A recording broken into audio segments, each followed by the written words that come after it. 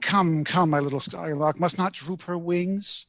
What is this? What is my little squirrel out of temper? Nora, what do you think I have got here? Money. There you are. Do you think I don't know what a lot is wanted for housekeeping at Christmas time? 10 shillings, a pound, 2 pounds. Oh, thank you, Torvald. This will keep me going for a long time. Indeed, it must. Yes, it will. But come here and let me show you what I have bought. And all so cheap. Look, here's a new suit for Ivor, and a sword, and a horse, and a trumpet for Bob, and a doll and Dolly's bedstead for Emmy. They are very plain, but anyway, she will soon break them to pieces. And here are dress lengths and handkerchiefs for the maids. Old Anne really ought to have something better. And what is in this parcel? No, you mustn't see that until this evening. Very well. But now tell me, you extravagant little person, what would you like for yourself? For myself? Oh, I'm sure I don't want anything. Yes, but you must. Tell me something reasonable that you particularly like to have. I really can't think of anything. Unless, Torvald... Well? If you really wanted to give me something, you might... Well, out with it. You might give me some money, Torvald, only as much as you can afford, and then one of these days I will buy something with it. But Nora... Oh, do, dear Torvald, please do. Then I will wrap it up in a beautiful gilt paper and hang it on the Christmas tree. Wouldn't that be fun? What are little people called that are always wasting money? Spendthrifts, I know. Let us do as you suggest, Torvald, and then I shall have time to think what I am most in want of. That is a very sensible plan, isn't it? Indeed it is. That is to say, if you were really to save out of the money I gave you and then really buy something for yourself. But if you spend it all on the housekeeping and any number of unnecessary things, then I merely have to pay up again. Oh, but Torvald... You can deny it, my dear Nora. It is a sweet little spendthrift, but it uses up a deal of money. One would hardly believe how expensive such little persons are. It's a shame to say that. I really do save all I can. That's very true, all you can. But you can't save anything. You haven't any idea how many expenses we skylarks and squirrels have, Torvald. You are an odd little soul, very like your father. You always find some new way of wheeling money out of me, and as soon as you have it, it seems to melt in your hands. You never know what it has gone. Still, one must take you as you are. It is in the blood, for indeed it is true that you can inherit these things, Nora. Oh, I wish I had inherited many of Papa's qualities. And I would not wish you to be anything but just what you are, my sweet little skylark. But do you know, it strikes me that you are looking rather, what shall I say, rather uneasy today. Do I? You do, really. Look straight at me. Well? Hasn't Miss Sweet Tooth been breaking rules in town today? No, what makes you think that? Hasn't she paid a visit to the confectioner's? No, I assure you, Torvald. Not been nibbling sweets? No, certainly not. Not even taken a bite of a macaroon or two? No, Torvald, I assure you, really. There, of course, I was only joking. I should not think of going against your wishes. No, I am sure of that. Besides, you gave me your word. Keep your little Christmas secrets to yourself, my darling. They will all be revealed tonight when the Christmas tree is lit, no doubt. Did you remember to invite Dr. Rank? No, but there is no need. As a matter of course, he will come to dinner with us. However, I will ask him when he comes in the morning. I have ordered some good wine. Nora, you can't imagine how I'm looking forward to this evening. So am I. And how the children will enjoy themselves, Torvald.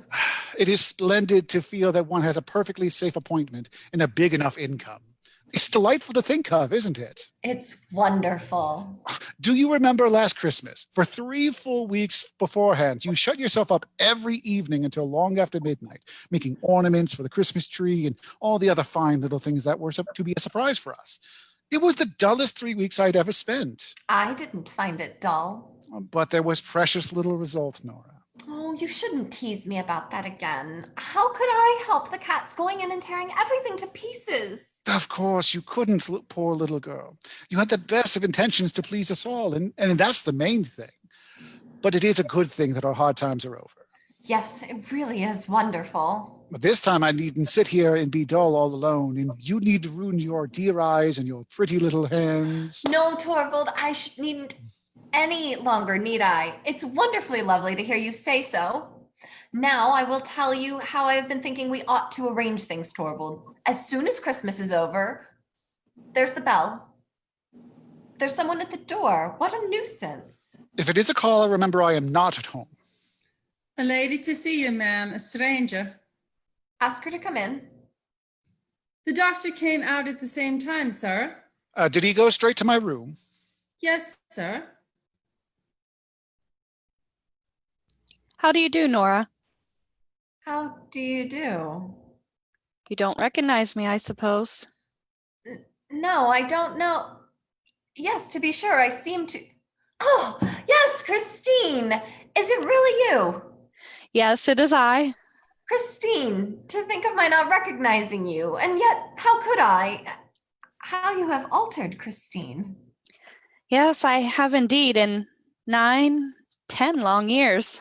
It is so long since we met. I suppose it is.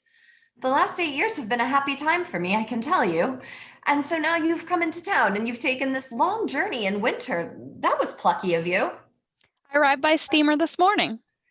To have some fun at Christmas time, of course. How delightful.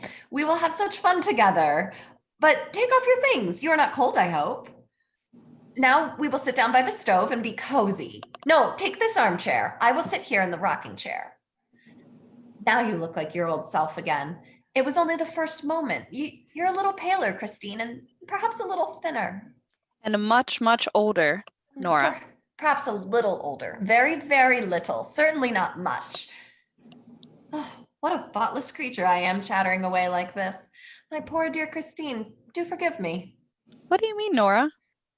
Poor Christine, you are a widow. Yes, it's 3 years ago now. Yes, I knew. I saw it in the papers. I assure you, Christine, I meant ever so often to write you at the time, but I always put it off and something always prevented me. I quite understand, dear. It was very bad of me, Christine. Poor thing, how you must have suffered. And he left nothing? No, And no children? no. Nothing at all, then. Not even any sorrow or grief to live upon. But Christine, is that possible? It happens sometimes, Nora. So you are quite alone. How dreadfully sad that must be. I have 3 lovely children. You can't see them just now, for they're out with their nurse. But now you must tell me all about it.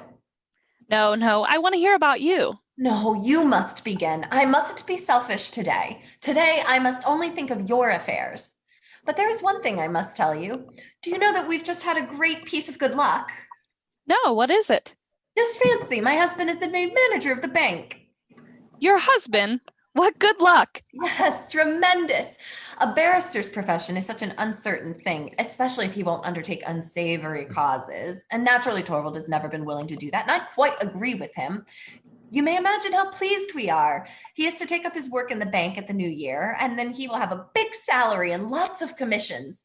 For the future, we can live quite differently. We can do just as we like. I feel so relieved and so happy, Christine. It will be splendid to have heaps of money and not need to have any anxiety, won't it? Yes, well, anyhow, I think it would be delightful to have what one needs. Oh, not only what one needs, but heaps and heaps of money. Nora, haven't you learned sense yet? In our school days, you were a great spendthrift. Yes, that is what Torvald says now. But Nora is not so silly as you think. We have not been in a position for me to waste money. We have both had to work. You too? Yes, odds and ends, needlework, crochet work, embroidery, and that kind of thing. And other things as well, you know. You know, Torvald left his office when we were married. There was no prospect of promotion there, and he had to try and earn more than before. But during the first year, he overworked himself dreadfully. You see, he had to make some money every way he could, and he worked early and late, but he couldn't stand it and fell dreadfully ill, and the doctor said it was necessary for him to go south. You spent a whole year in Italy, didn't you? Yes, it was no easy matter to get away, I can tell you. It was just after Ivar was born, but naturally we had to go. It was a wonderfully beautiful journey and it saved Torvald's life, but it cost a tremendous amount of money, Christine. So I should think. 150, that's a lot, isn't it? It costs about 250 pounds. That's a lot, Yes, isn't and it? in emergencies like yes, and in emergencies like that, it is lucky to have the money. I ought to tell you that we had it from Papa. Oh, I see. It was just about that time he died, wasn't it? Yes, and just think of it. I couldn't go and nurse him. I was expecting little Ivar's birth every day, and I had my poor sick Torvald to look after. My dear, kind father, I never saw him again, Christine. That was the saddest time I have known since our marriage. I know how fond you were of him. And then you went off to Italy? Yes, you see, we had money then, and the doctors insisted on our going, so we started a month later. And your husband came back quite well? As sound as a bell. But the doctor, What doctor? I thought your maid said the gentleman who arrived here just as I did was the doctor. Oh, yes, that was Dr. Rank, but he doesn't come here professionally. He's our greatest friend and comes in at least once a day. No, Torvald has not had an hour's illness since then, and our children are strong and healthy, and so am I. Oh, Christine, it's so good to be alive and happy, but oh, how horrid of me. I am talking of nothing but my own affairs. You mustn't be angry with me. Tell me, is it really true that you do not love your husband? Why did you marry him? Well, my mother was alive then and was bedridden and helpless, and I had to provide for my two younger brothers, so I didn't think I was justified in refusing his offer. No, perhaps you were quite right. He was rich at that time then. I believe he was quite well off, but his business was a precarious one, and when he died, it all went to pieces, and there was nothing left. And then? Well, I had to turn my hand to anything I could find. First a small shop, then a small school, and so on. The last 3 years have seemed like one long working day with no rest. Now it's at an end, Nora. My poor mother needs me no more, for she's gone, and the boys do not need me either. They have got situations and can shift for themselves. Well, what a relief you must feel if... No, indeed. I only feel my life unspeakably empty. No one to live for anymore. That was why I couldn't stand the life in my little backwater any longer. I hope it may be easier here to find something which will busy me and occupy my thoughts. If only I could have the good luck to get some regular work. Office work of some kind. Oh, but Christine, that is so frightfully tiring, and you look tired out now. You had far better go away to some watering place. I have no father to give me money for a journey, Nora. Oh, don't be angry with me. It is you that must not be angry with me, dear. The worst of a position like mine is that it makes one so bitter. No one to work for and yet obliged to always be on the lookout for chances. One must live, and so one becomes selfish. When you told me of the happy turn your fortunes have taken, you'll hardly believe it. I was delighted, not so much on your account, but on my own. How do you mean? Oh, I understand. You mean that perhaps Torvald could get you something to do? Yes, that's what I was thinking of. Oh, he must, Christine. Just leave it to me. I will broach the subject very cleverly. I will think of something that will please him very much. It will make me so happy to be of some use to you. How kind you are, Nora, to be so anxious to help me. It is doubly kind in you, for you know so little of the burdens of troubles in life.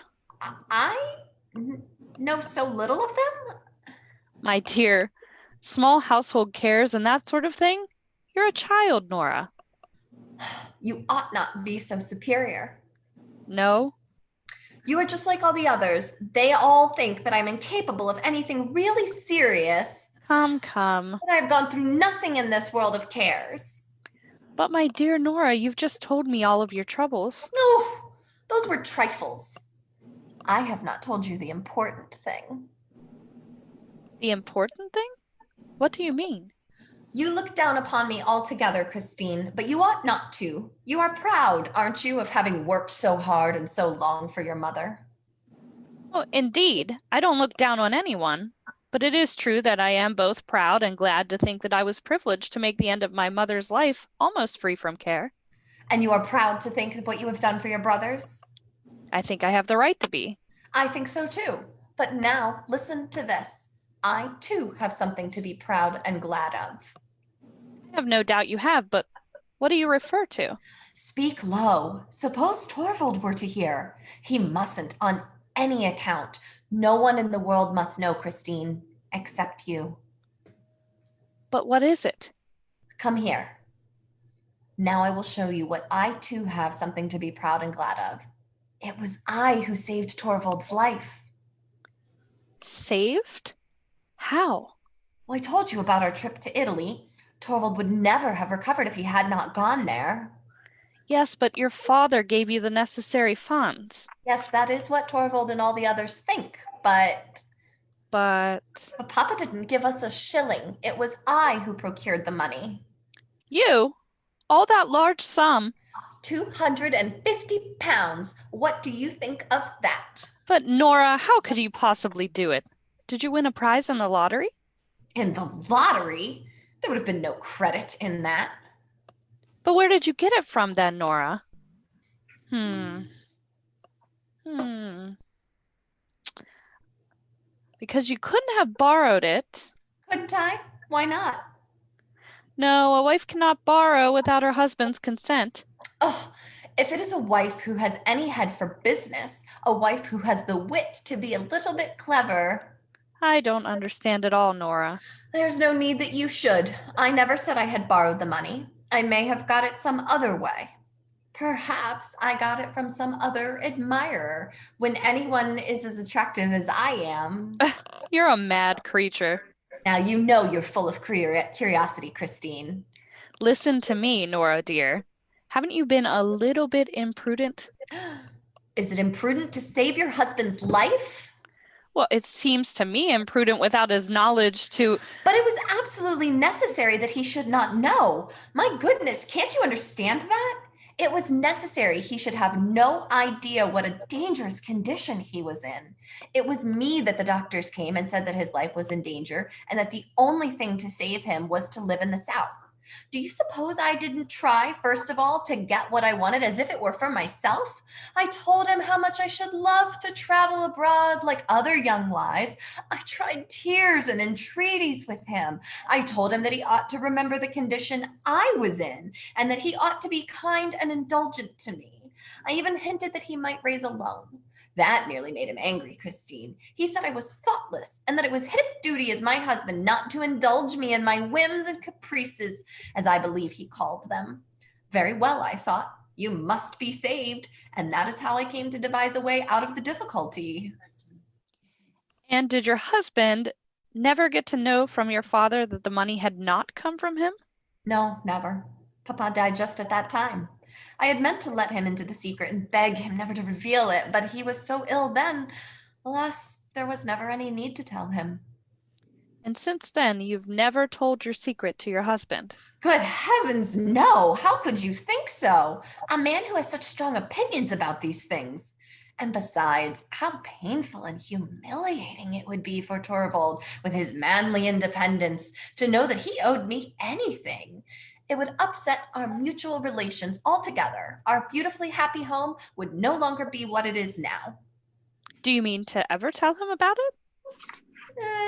Someday, perhaps, after many years, when I am no longer as nice looking as I am now. Don't laugh at me.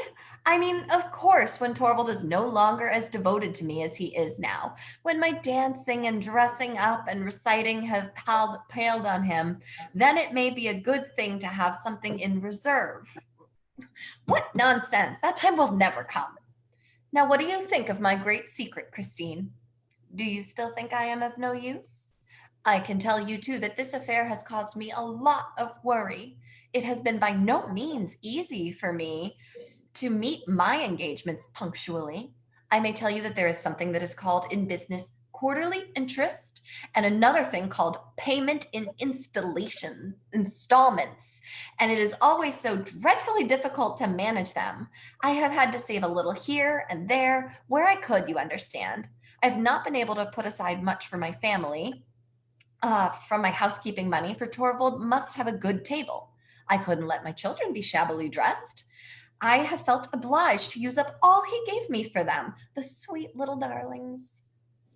So it has all had to come out of your own necessities of life, poor Nora? Of course. Besides, I was the one responsible for it. Whenever Torvald has given me money for new dresses and such things, I have never spent more than half of it. I have always bought the simplest and cheapest things. Thank heavens any clothes look good on me, and so Torvald has never noticed it. But it was often very hard for me, Christine, because it is delightful to be really well dressed, isn't it? Quite so. Well, then I have found other ways of earning money. Last winter, I was lucky enough to get a lot of copying to do, so I locked myself up and sat writing every evening until quite late at night. Many a time I was desperately tired, but all the same, it was a tremendous pleasure to sit there working and earning money. It was like being a man. How much have you been able to pay off in that way? I can't tell you exactly. See, it is very difficult to keep an account of a business matter of that kind. I only know that I've paid every penny that I could scrape together. Many a time I was at my wits' end. And I used to sit here and imagine that a rich old gentleman had fallen in love with me. What? Who Oh, was it? be quiet.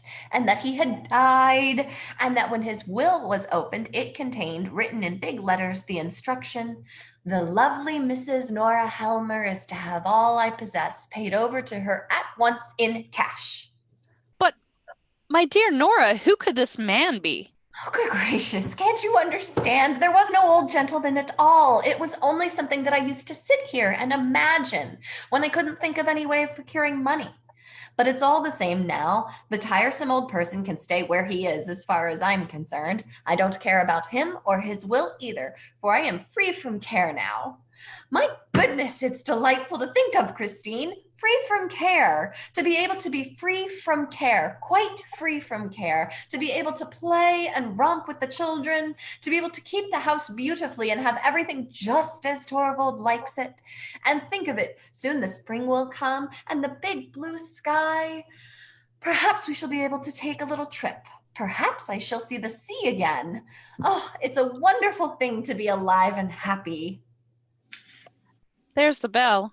Perhaps I'd better go. No, don't go. No one will come in here. It is sure to be for Torvald.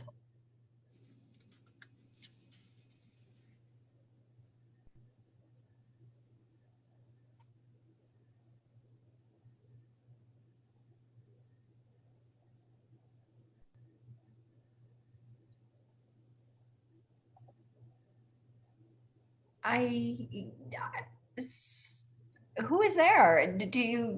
Do you think that the maid has seen them in? Well, who is there? It is I, Mrs. Helmer. You? What is it? What do you want to see my husband about? Big business, in a way. I have a small post in the bank, and I hear your husband is to be our chief now. Then it is... Nothing but dry business matters, Miss Helmer. Absolutely nothing else. Be so good as to go into the study then. Nora, who was that man? A lawyer of the name of Krogstad. Then it really was he. Do you know the man? I used to, many years ago. At one time he was a solicitor's clerk in our town. Yes, he was. He's greatly altered. He made a very unhappy marriage. He is a widower now, isn't he? With several children. There now, it is burning up. They say he carries on various kinds of business. Really?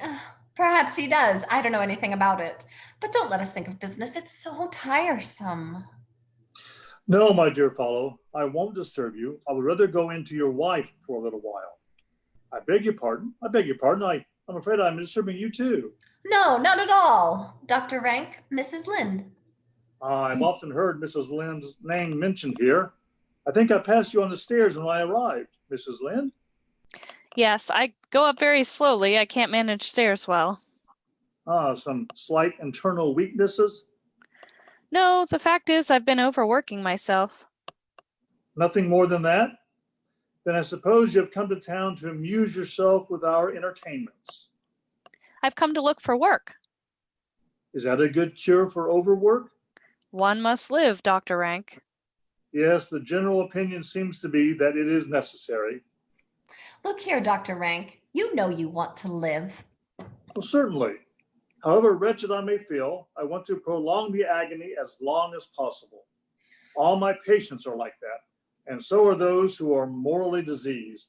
One of them, and a bad case too, is at this very moment with Helmer, Ah, Whom do you mean? a lawyer of the name of Krogstad, a fellow you don't know at all. He suffers from a diseased moral character, Mrs. Helmer, but even he began talking of it being highly important that he should live. Did he? What did he want to speak to Torvald about? I have no idea. I only heard that it was something about the bank. I don't know, this, what's his name, Krogstad had anything to do with the bank. Yes, he has some sort of appointment there. I don't know whether you find also in your part of the world that there are certain people who go zealously snuffing about to smell out moral corruption, and as soon as they have found some, put the person concerned into some lucrative position where they can keep their eye on him. Healthy natures are left out in the cold. still, I think the sick are those who most need taking care of. Yes, there you are. That's the sentiment that is turning society into a sick house. Why do you laugh at that? Have you any notion what society really is? What do I care about tiresome society? I am laughing at something quite different, something extremely amusing. Tell me, Dr. Rank, are all the people who are employed in the bank dependent on Torvald now? Is that what you find so extremely amusing? That's my affair. It's perfectly glorious to think that that Torvald has so much power over so many people. Dr. Rank, what do you say to a macaroon? What? Macaroons? I thought they were forbidden here. Yes, but these are some Christine gave me. What? I didn't. Well, don't be alarmed. You couldn't know that Torvald has forbidden them. I must tell you that he is afraid they will spoil my teeth, but once in a way. That's so, isn't it, Dr. Rank? By your leave. You must have one too, Christine, and I shall have one. Just a little one, or at most two. I am tremendously happy. There's just one thing in the world now that I should dearly love to do. Well, what is that? It's something I should dearly love to say if Torvald couldn't hear me. Well, why can't you say it? No, I daren't. It's so shocking. Shocking. Well, I should not advise you to say it. Still, with us, you might. What is it you would so much like to say if Torvald could hear you? I should just love to say, well, I'm damned. Are you mad? Nora, dear. Say it. Here he is. Hush, hush, hush. Well, Torvald, dear, have you got rid of him? Yes, he has just gone. Let me introduce you. This is Christine, who has come to town. Christine, excuse me, but I don't know. that- Mrs. Lind, dear. Christine Lind. Ah, of course, a school friend of my wife's, I presume.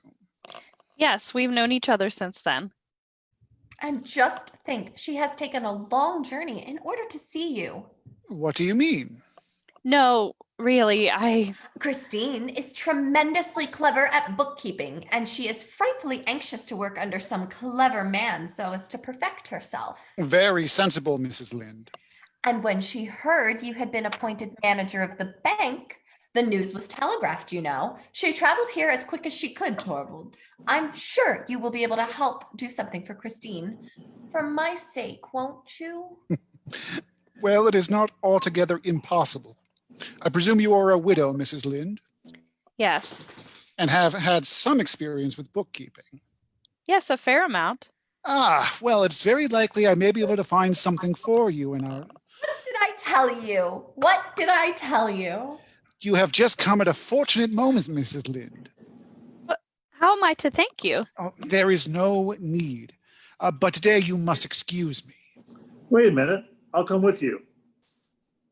Don't be long away, Torvald dear. About an hour, not more. Are you going too, Christine? Yes, I must go and look for a room. Oh, well, then we can walk down the street together. What a pity it is that we are so short of space here. I am afraid it's impossible for us. Oh, please, don't think of it. Goodbye, Nora dear, and many thanks. Goodbye for the present. Of course you will come back this evening. And you too, Dr. Rank? What do you say? If you're well enough? Oh, you must be. Wrap yourself up well. There they are. There they are. Come in, come in.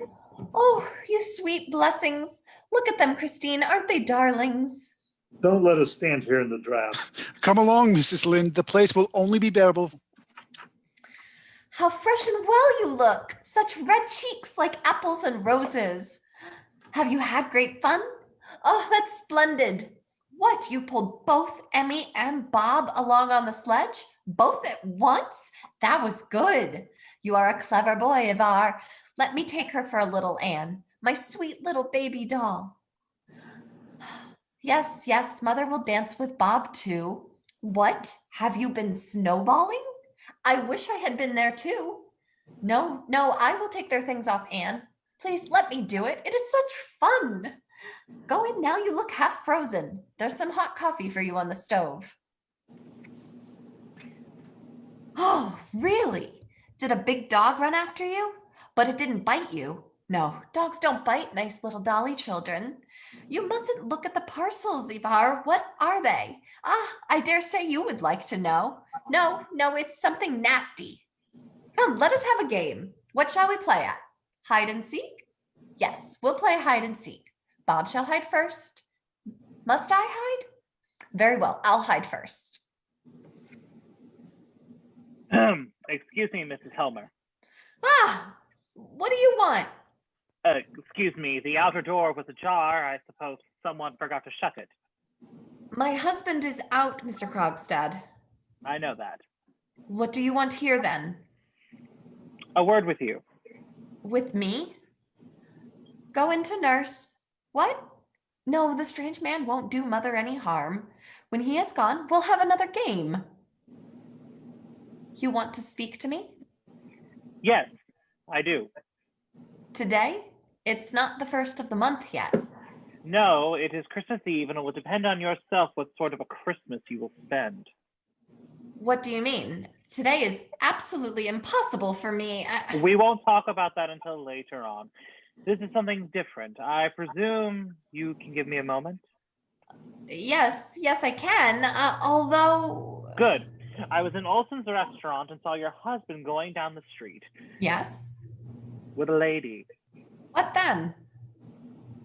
May I make so bold as to ask if it was a Mrs. Lind? It was. Just arrived in town. Yes, today. She's a great friend of yours, isn't she? She is, but I don't see... I knew her too once upon a time. I'm aware of that. Are you? So you know all about it. I thought as much. Then I can ask you without beating about the bush. Is Miss Lind to have an appointment in the bank? What right have you to question me, Mr. Krogstad? You, one of my husband's subordinates. But since you ask, you shall know. Yes, Miss Lind is to have an appointment, and it was I who pleaded her cause, Mr. Krogstad. Let me tell you that. I was right in what I thought then. Sometimes one has a tiny little bit of influence, I should hope. Because one is a woman, it does not necessarily follow that. When anyone is in a subordinate position, Mr. Krogstad, they should really be careful to avoid offending anyone who... Who has influence? Exactly. Miss Helmer, you will be so good as to use your influence on my behalf. What? What do you mean? You will be so kind as to see that I'm allowed to keep your subordinate position in the bank. What do you mean by that? Who proposes to take your post away from you? Oh, there is no necessity to keep up the pretense of ignorance. I can quite understand that your friend is not very anxious to expose herself to the chance of rubbing shoulders with me, and I quite understand, too, if I have to think of being turned off. But I assure you, Very likely, but to come to the point, the time has come when I should advise you to use your influence to prevent that. well, Mr. Krogstad, I have no influence. Haven't you? Uh, I thought you said yourself just now. Naturally, I did not mean you to put that construction on it. What should make you think I have any influence of the kind with my husband? Oh, I have known your husband from our student days. I don't suppose he is any more unamiable than other husbands. If you speak slightingly of my husband, I shall turn you out of the house. You are bold, Mrs. Helmer. I am not afraid of you any longer. As soon as the new year comes, I shall in a very short time be free of the whole thing. Listen to me, Mrs. Helmer. If necessary, I'm prepared to fight for my small post in the bank as if I were fighting for my life. So it seems. It is not only for the sake of the money. Indeed, that weighs least with me in the matter. There is another reason. Well, I may as well tell you. My position is this. I dare say, I, like everybody else said once many years ago, I was guilty of an indiscretion. I think I have heard something of the kind. The matter never came into court, but every way seemed to be closed to me after that. So I took to the business that you know of. I had to do something. And honestly, I don't think I've been on one of the worst. But now I must cut myself free from all that. My sons are growing up. For their sake, I must try and win back as much respect as I can in the town. This post in the bank was like the first step up for me. And now your husband is going to kick me downstairs again into the mud. You must believe me, Mr. Krogstad. It is not in my power to help you at all. Then it's because you haven't the will, and I have means to compel you. You don't mean that you will tell my husband that I owe you money? Suppose if I were to tell him. It would be perfectly infamous of you. To think of his learning my secret, which has been my joy and pride, in such an ugly, clumsy way that he should learn it from you. And it would put me in a horribly disagreeable position. Only disagreeable? Well, do it then. And it will be all the worse for you. My husband will see for himself what a blackguard you are, and you certainly won't keep your post then.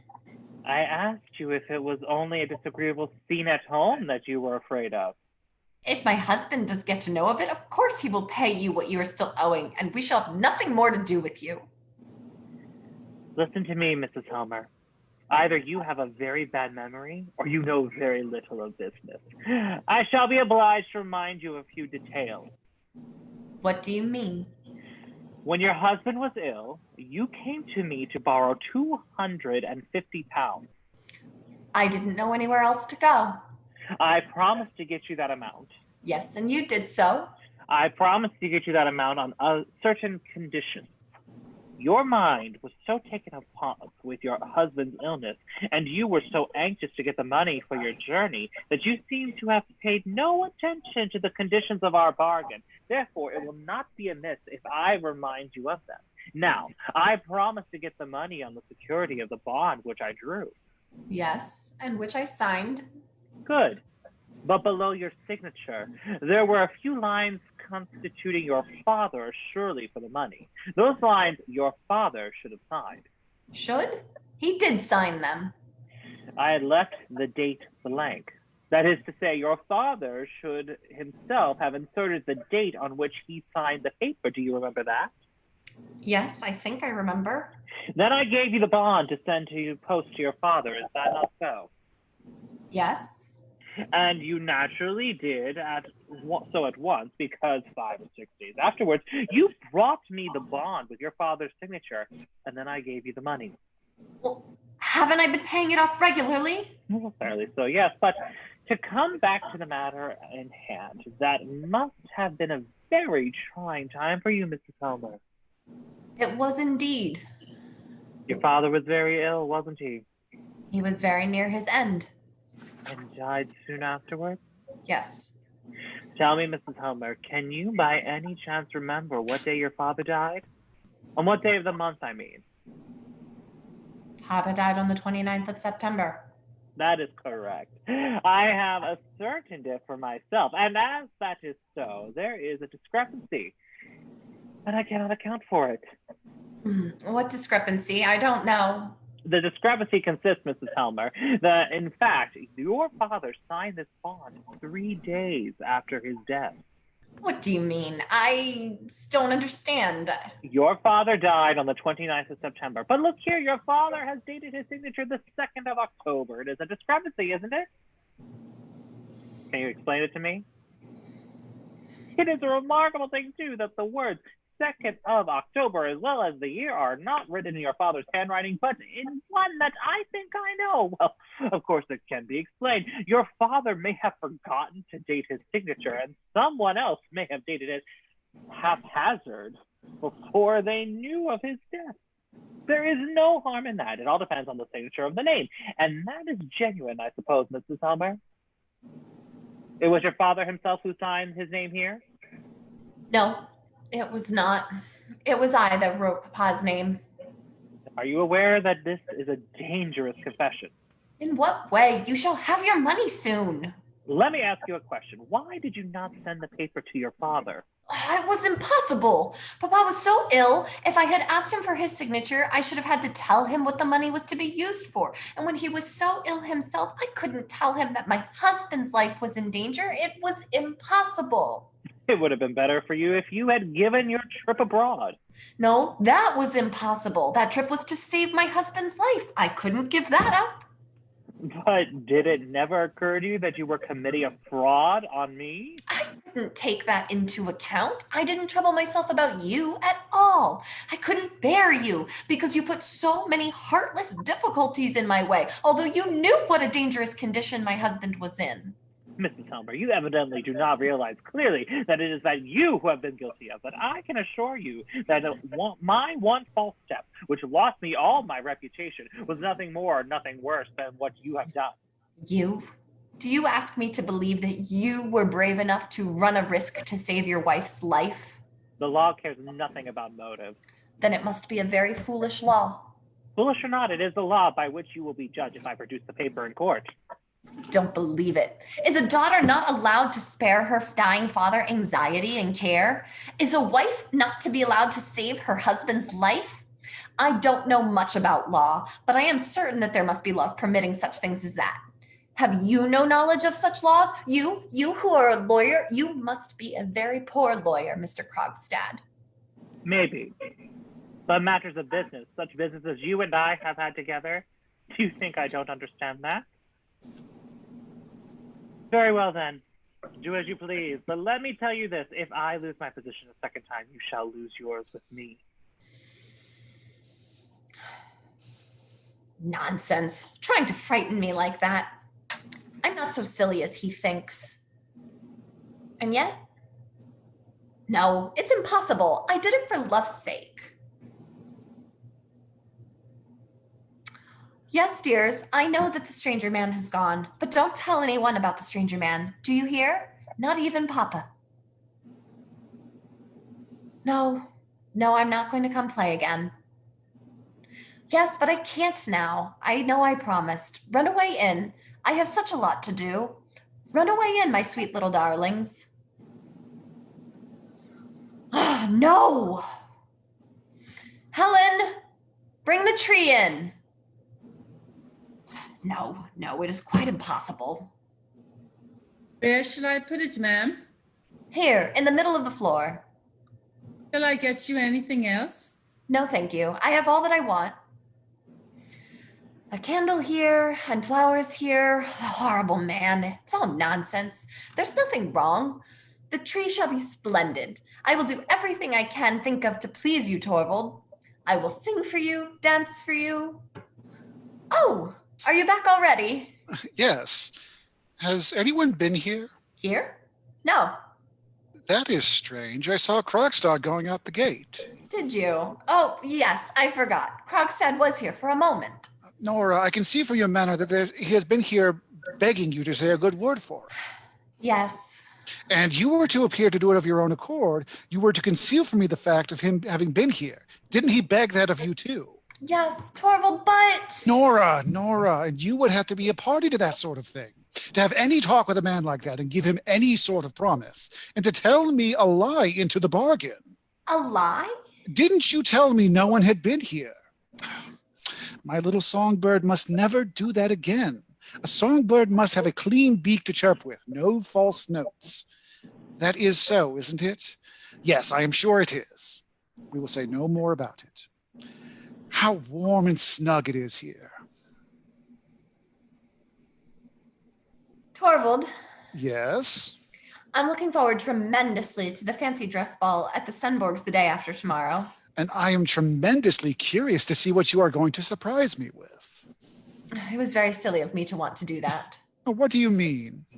I can't hit upon anything that will do. Everything I think of seems so silly and insignificant. Oh, does my little Lenora acknowledge that at last? Are you very busy, Torvald? Well, What are all those papers? bank business. Already? I have got authority from the retiring manager to undertake the necessary changes in the staff and in the rearrangement of the work. And I must make use of Christmas week for that, so as to have everything in order for the new year. Then that is why poor Krog's If you hadn't been so busy, I should have asked you a tremendously big favor, Torvald. What is that? Tell me. There is no one has such good taste as you. And I do so want to look nice at the fancy dress ball. Torvald, couldn't you take me in hand and decide what I shall go as and what sort of dress I shall wear? So my little obstinate woman is obliged to get someone to come to her rescue. Yes, Torvald, I can't get along a bit without your help. Ah, very well. I think we'll think it over. We shall manage to hit upon something. That is nice of you. How pretty the red flowers look. But tell me, was it really something very bad that this Krogstad was guilty of? He forged someone's name. Have you any idea what that means? Isn't it possible that he was driven to do it by necessity? Yes, or as in so many cases, by imprudence. I am not so heartless as to condemn a man altogether because of a single false step of that kind. No, you wouldn't. Would you, Torvald? Many a man has been able to retrieve his character if he has openly confessed his fault and taken his punishment. Punishment? But Krogstad did nothing of that sort. He got himself out of it by a cunning trick, and that's why he has gone under altogether. But do you think it would? Just think of how a guilty man like that has to lie and play the hypocrite with everyone, how he has to wear a mask in the presence of those near and dear to him, even before his own wife and children. And about the children, that is the most terrible part of it all, Nora. How? Because such an atmosphere of lies infects and poisons the whole house of a home. Each breath the children take in such a house is full of the germs of evil. Are you sure of that? My dear, I have often seen it in the course of my life as a lawyer. Almost everyone who has gone to the bad early in life has had a deceitful mother. Why do you only say mother? Well, it seems most commonly to be the mother's influence, although naturally a bad father would have the same result. Every lawyer is familiar with the fact that this Krogstad now has been persistently poisoning his own children with lies and dissimulation. That's why I say he has lost all moral character. That is why my sweet little Nora must promise me never promise me not to plead his case now. Give me your hand on it. Come, what is this? Give me your hand. There now, that's settled. I assure you it would be quite impossible for me to work with him. I literally feel ill when I am in the company of such people. How hot is it in here? And I have such a lot to do. Yes, and I must try to read through some of these before dinner. And I must think about your costume, too. And if it is possible, I may have something ready in gold paper to hang up on the tree. Oh, my precious little songbird. No, it isn't true. It's impossible. It must be impossible. The little ones are begging so hard to come into Mama. No. Don't let them come into me. You stay with them, Anne. Very well, ma'am. Deprave my little children? Poison my home? It's not true. It can't possibly be true. Someone is coming now. No, it is no one. Of course, no one will come today, Christmas Day, nor tomorrow either. But perhaps. No, nothing in the letterbox. It is quite empty. What rubbish! Of course he can't be in earnest about it. Such a thing couldn't happen. It is impossible. I have 3 little children. At last I have found the box with the fancy dress. Thanks. Put it on the table. But it is in very much in want to need of mending. I should like to tear it into 100,000 pieces. What an idea! It can easily be put in order. Just a little patience. Yes, I will go and get Miss Lynn to come and help me with it. What? Out again in this horrible weather? You will catch cold, ma'am, and make yourself ill. Well, worse than that might happen. How are the children? The little poor souls are playing with their Christmas presents, but Do they much ask for me? you see, they're so accustomed to have their mama with them. Yes, but nurse, I shall not be able to be so much with them now as I was before. Oh well, young children easily get accustomed to anything. Do you think so? Do you think they would forget their mother if she went away altogether? Good heavens, went away altogether? Nurse, I want you to tell me something I have often wondered about. How could you have the heart to put your own children out among strangers? I was obliged to, even if I wanted to be little Nora's nurse. Yes, but how could you be willing to do it? What, when I was going to get such a good place by it, a poor girl who has gotten in trouble should be glad to. Besides, that wicked man didn't do a single thing for me. But I suppose your daughter has quite forgiven you? No, indeed she hasn't. She wrote to me when she was confirmed and when she was married. Oh, dear old Anne. You were a good mother to me when I was little. Oh, little Nora, poor dear, had no other mother but me. And if my little ones had no other mother, I am sure you would. What nonsense I am talking. Go into them. Now I must. You will see tomorrow how charming I shall look.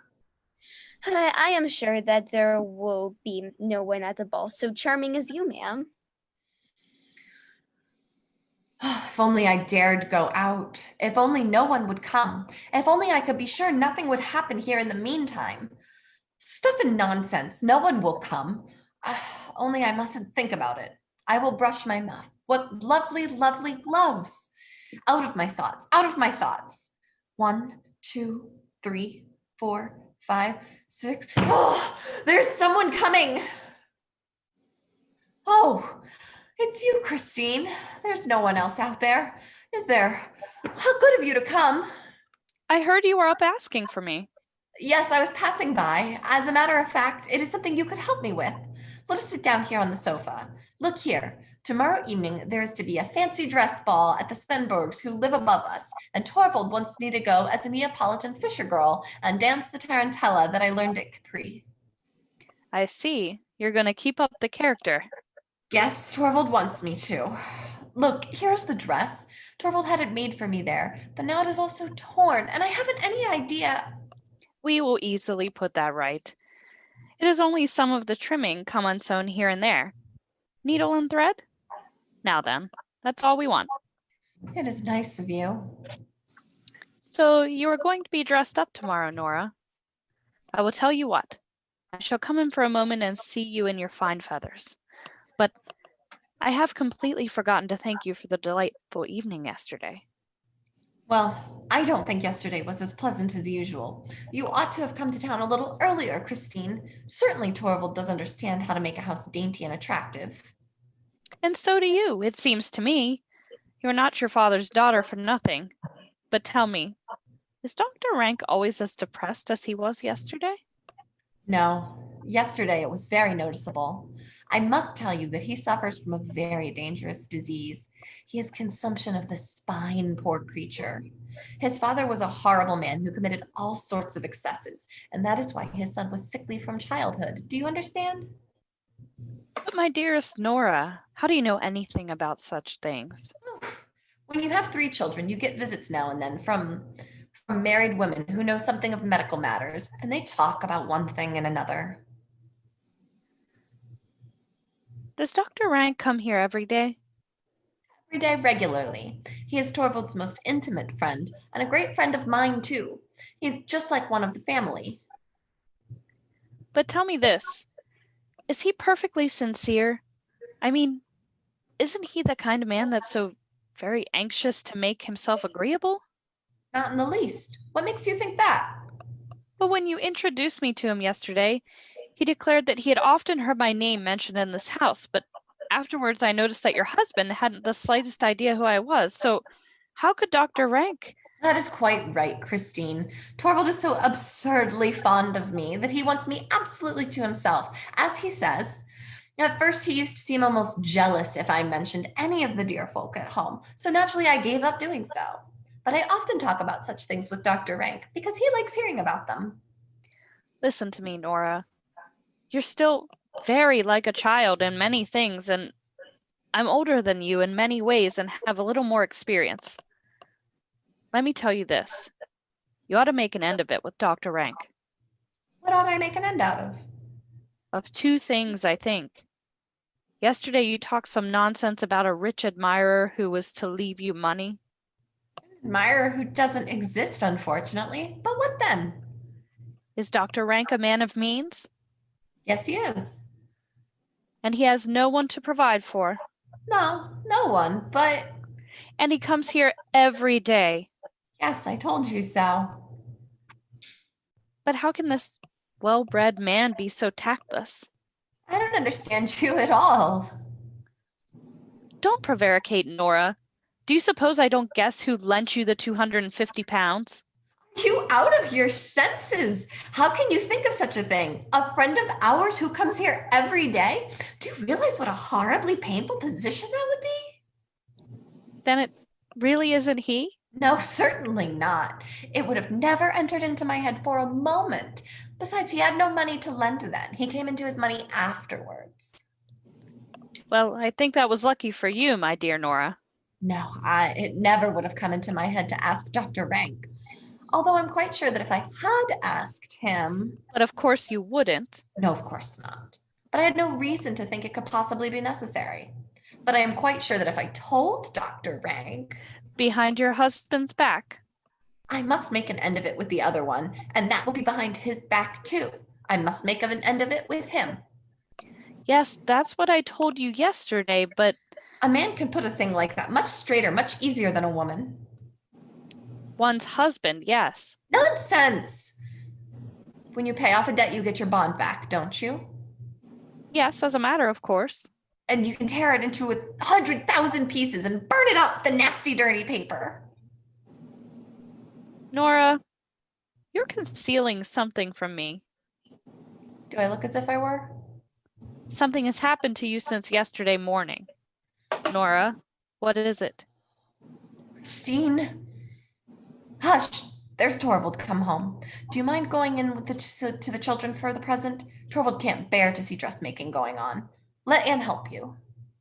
Certainly, but I'm not going away from here until we've had it out with one another. I have wanted you so much, Torvald, dear. Was that the dressmaker?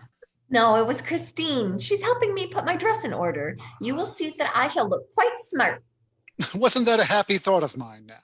Splendid. But did you think it nice of me, too, to do as you wish? Nice, because do as your husband wishes.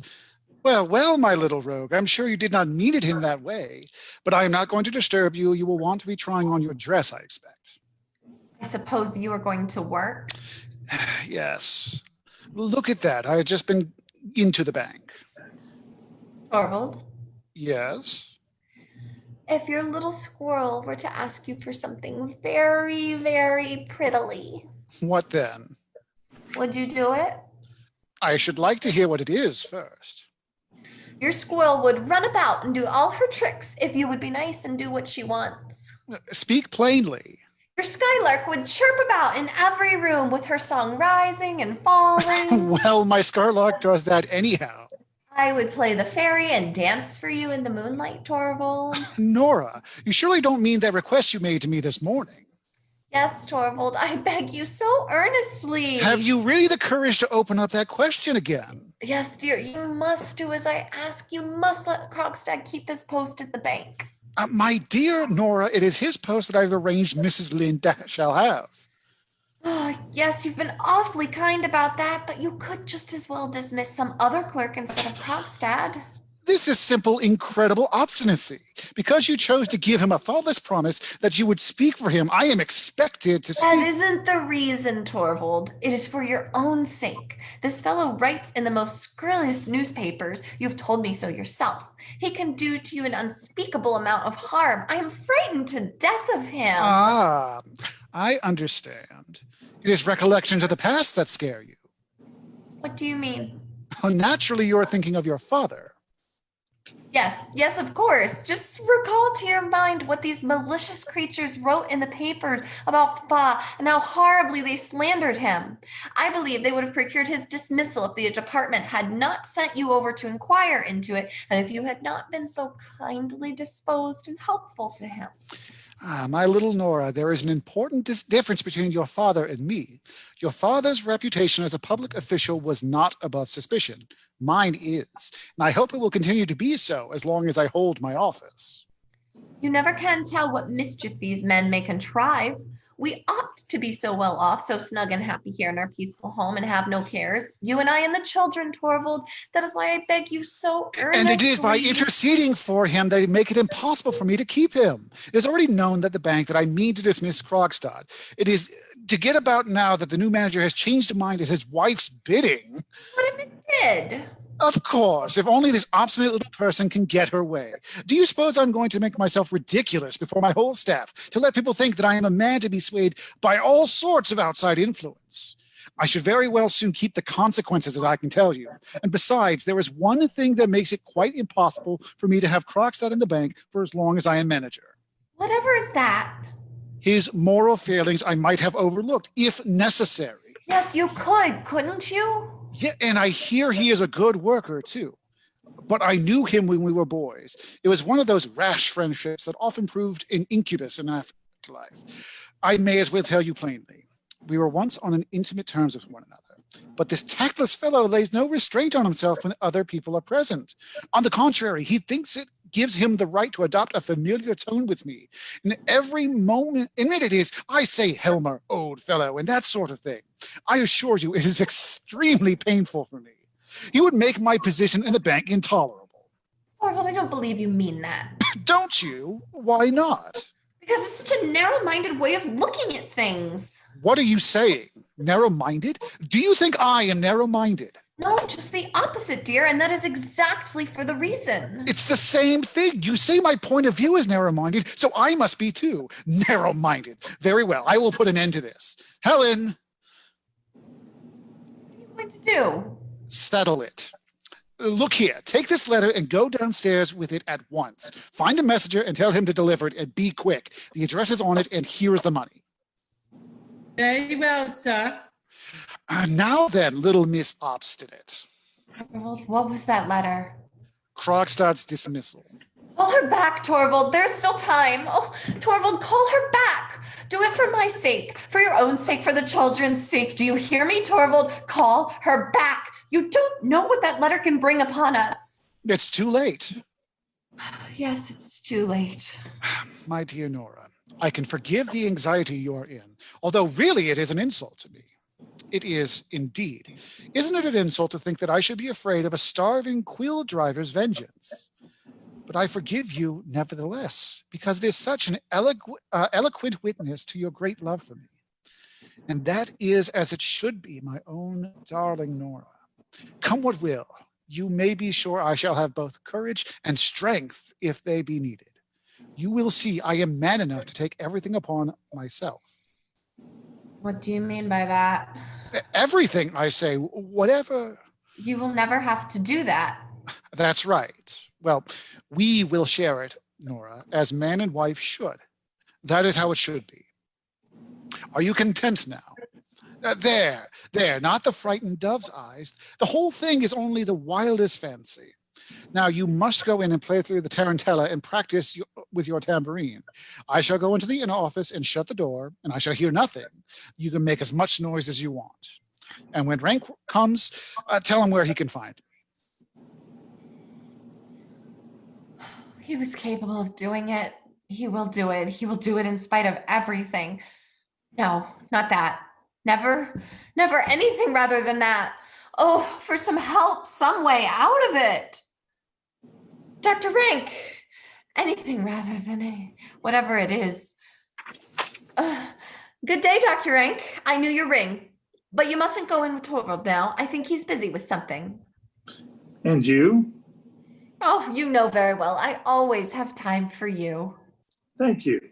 I shall make use of as much of it as I can. And what do you mean by that? As much of it as you can? Well, does that alarm you? Well, that's such a strange way of putting it. Is anything likely to happen? Nothing but what I have long been prepared for, but I certainly didn't expect it to happen so soon. What have you found out? Dr. Rank, you must tell me. It is all up with me, and it can't be helped. It's about yourself. Who else? It is no use lying to oneself. I am the most wretched of all my patients, Mrs. Helmer.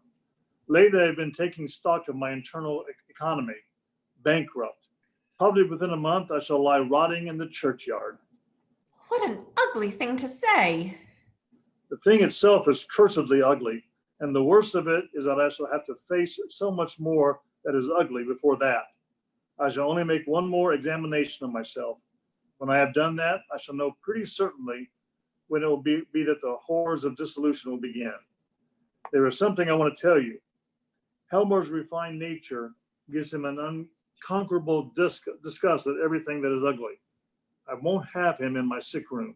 Oh, but Dr. Rank. I won't have him there, not on any account. I bar my door to him.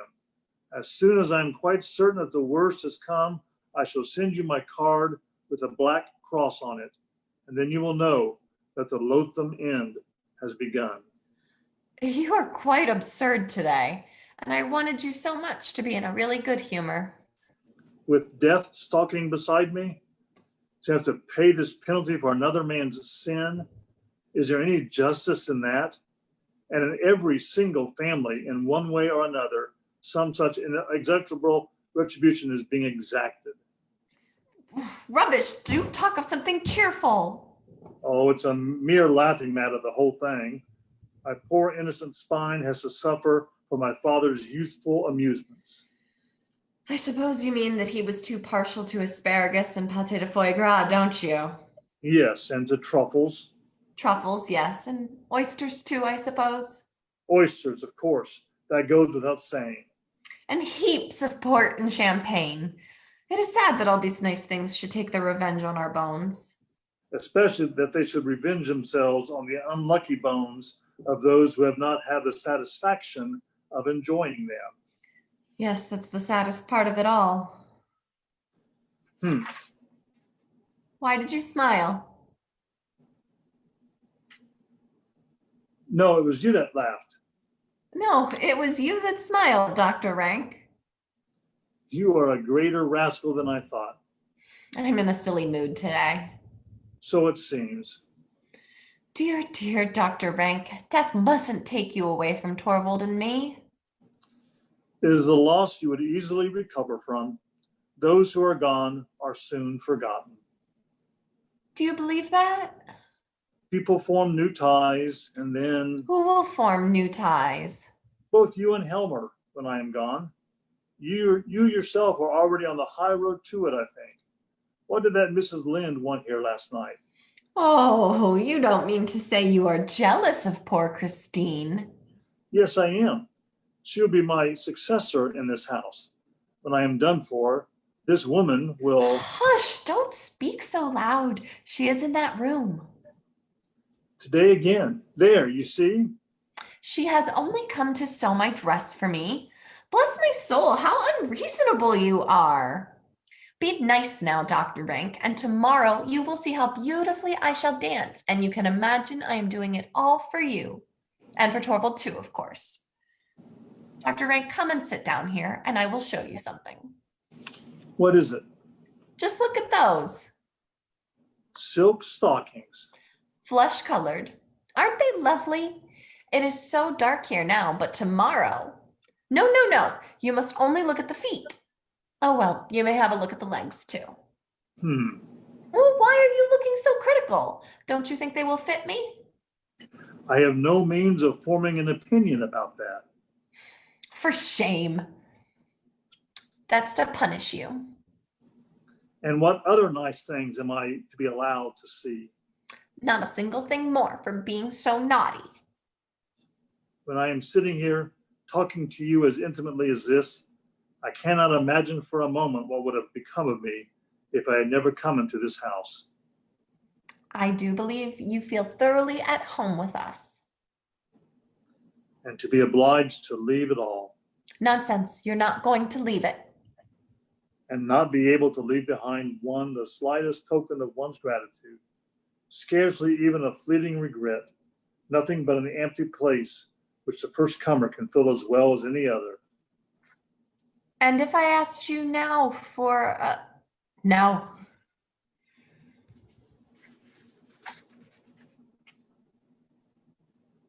For what? If I asked you for a big proof of your friendship.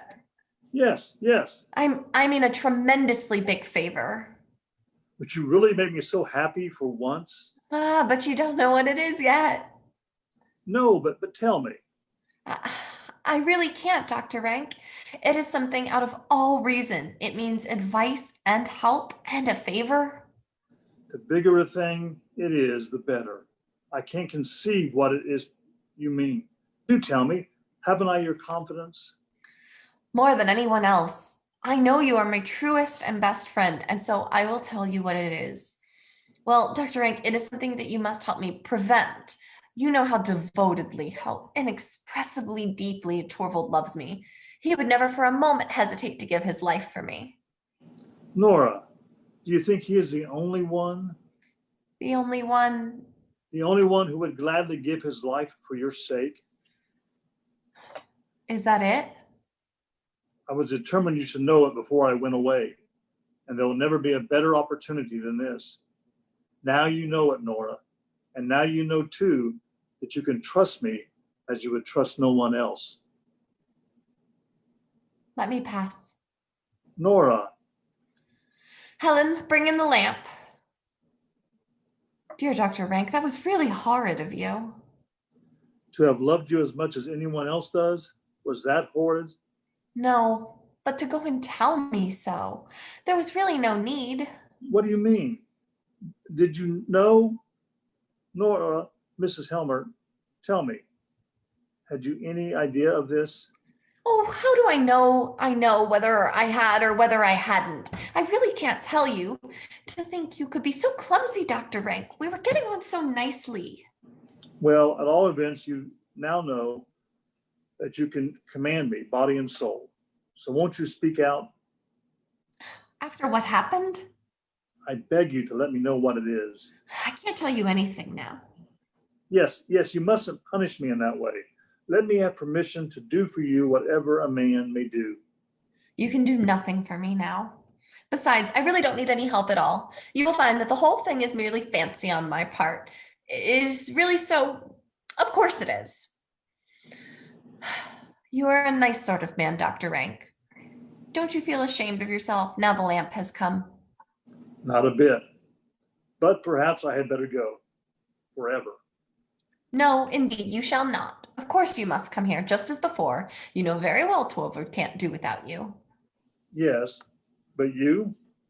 Oh, I am always tremendously pleased when you come. It is just that put me on the wrong track. You are a riddle to me. I have often thought that you would almost as soon be in my company as in Helmer's. Yes, you see, there are some people one loves best and others whom one would almost always rather have as companions. Yes, there is something in that. When I was at home, of course I loved Papa best, but I always thought it was tremendous fun if I could steal down into the maid's room because they never moralized at all and talked to each other about such entertaining things. I see. It is their place I have taken. Oh, dear, nice Dr. Rank. I never meant that at all. But surely you can understand that being with Torvald is a little like being with Papa.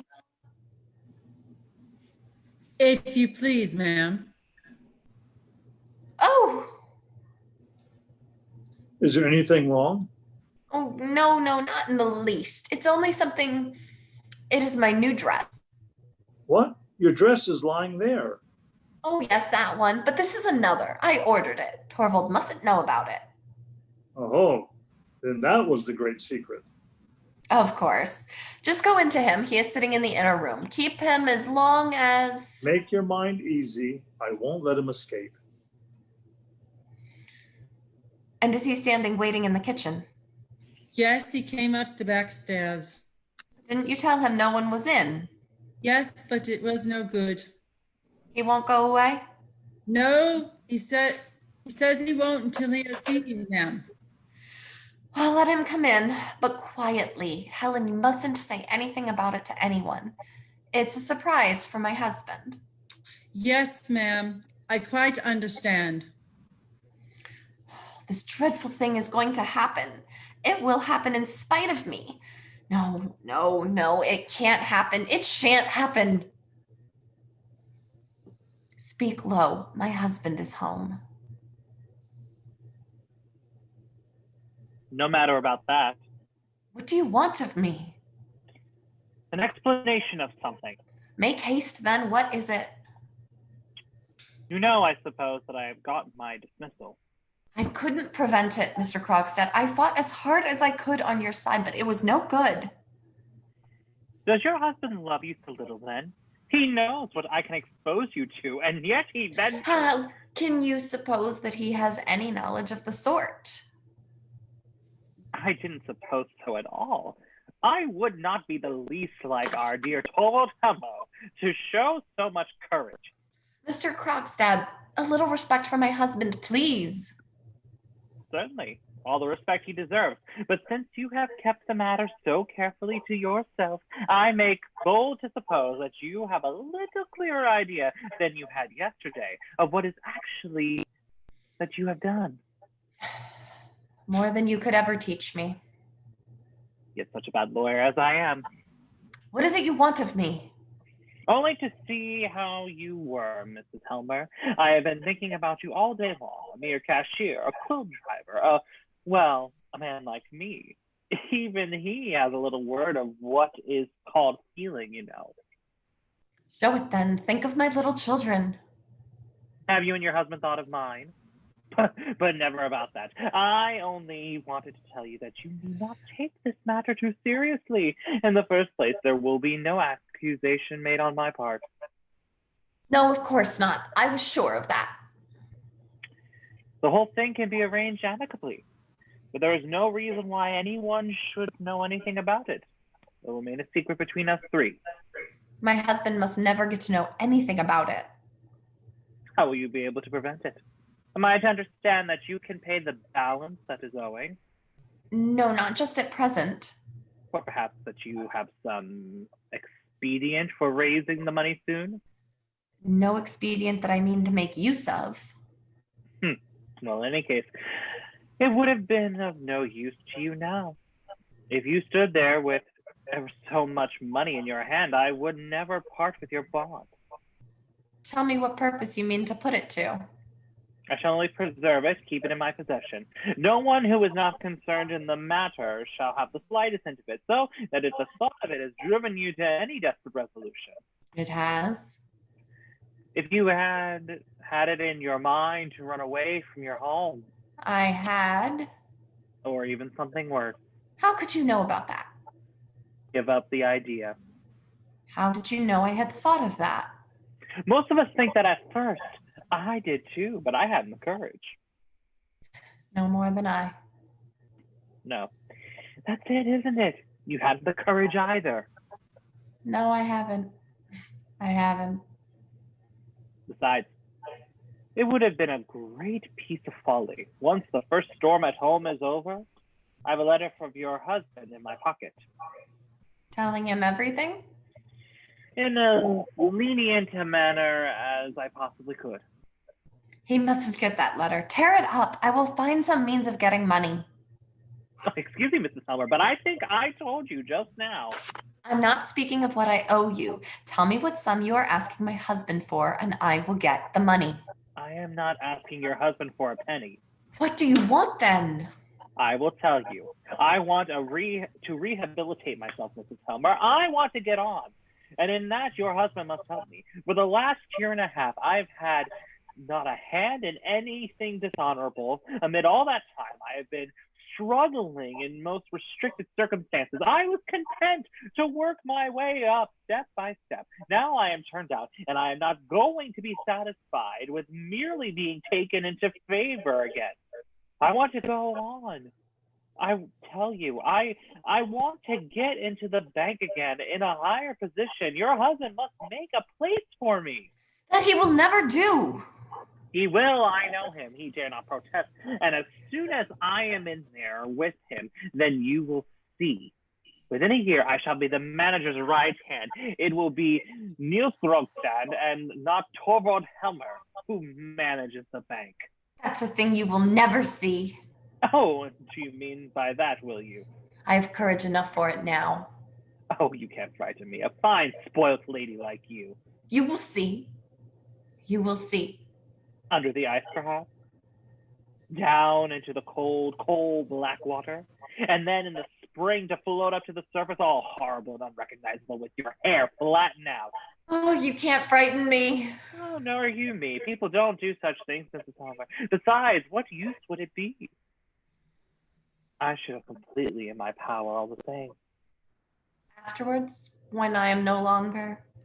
Have you forgotten that it is I who have the keeping of your reputation? Well, now I have warned you. Do not do anything foolish. When Helmer has had my letter, I shall expect a message from him. And be sure you remember that it is your husband himself who has forced me into such ways as this again. I will never forgive him for that. Goodbye, Mrs. Helmer.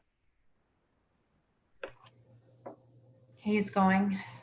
He's not putting the letter in the box. Oh, no. No, that's impossible. What is that? He's standing outside. He's not going downstairs. Is he hesitating? Can he? Oof. In the letterbox. There it lies. Torvald, there's no hope for us now. There, I can't see anything more to mend now. Would you like to try it on? Christine, come here. What's the matter with you? You look so agitated. Come here. Do you see that letter? There, look. You can see it through the glass in the letterbox. Yes, I see it. That letter is from Krogstad. Nora, it was Krogstad who lent you the money. Yes, and now Torvald will know all about it. Believe me, Nora, that's the best thing for both of you. You don't know all. I forged a name. Good heavens! I only want to say this to you, Christine. You must be my witness. Your witness?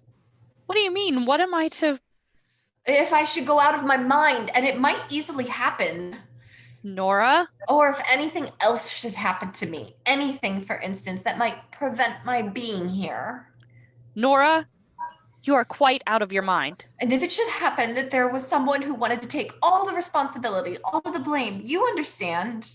Yes, but how can you suppose... Then you must be my witness that it is not true, Christine. I am not out of my mind at all. I am in my right senses now, and I tell you, no one else has known anything about it. I, and I alone, did the whole thing. Remember that. I will indeed, but I don't understand all of this. How should you understand it? A wonderful thing is going to happen. A wonderful thing! Oh, yes, a wonderful thing, but it is so terrible, Christine. It mustn't happen. Not for all the world. I will go at once and see Krogstad. Don't go to him. He will do you some harm. There was a time when he would gladly do anything for my sake. He? Where does he live? How should I know? Oh, yes. Here's his card. But the letter! Nora! Oh, what's that? What do you want? Don't be so frightened. We are not coming in. You have locked the door. Are you trying on your dress? Yes, that's it. I look so nice, Torvald. I see he lives at the corner here. Yes, but it's no use. It's hopeless. The letter is lying there in the box. And your husband keeps the key? Yes, always. Krogstad must ask for his letter back unread. He must find some pretense. But it's just at this time that Torvald generally... You must delay him. Go into him in the meantime. I will come back as soon as I can. Torvald! Well, may I venture at last to come into my own room again? Come along, Rank. Now you will see. But what is this? What is what, dear? Rank led me to expect a splendid transformation. I understood so, but evidently I was mistaken. Yes, nobody is to have the chance of admiring me in my dress until tomorrow. Oh, but my dear Nora, you look so worn out. Have you been practicing too much? No, I have not practiced at all. But you will need to practice. Yes, indeed I shall, Torvald. But I can't get on a bit without you to help me. I have absolutely forgotten the whole thing. Oh, we will soon work it up again. Yes, help me, Torvald. Promise that you will. I'm so nervous about it. All the people. You must give yourself up to me entirely this evening. Not the tiniest bit of business. You mustn't even take a pen in your hand. Will you promise, Torvald, dear? I promise. This evening I will be wholly and absolutely at your service, you helpless little mortal. By the way, first of all, I will just What are you going to do there? only see if my letters have come. No, don't do that, Torvald. Why not? Torvald, please don't. There's nothing there. Well, let me look. I can't dance tomorrow if I don't practice with you. Are you really so afraid of it, dear? Yes, so dreadfully afraid of it. Let me practice at once. There is time now before we go to dinner. Sit down and play for me, Torvald, dear. Criticize me and correct me as you play. With great pleasure, if you wish me to. Now play for me. I'm going to dance. Slower, slower.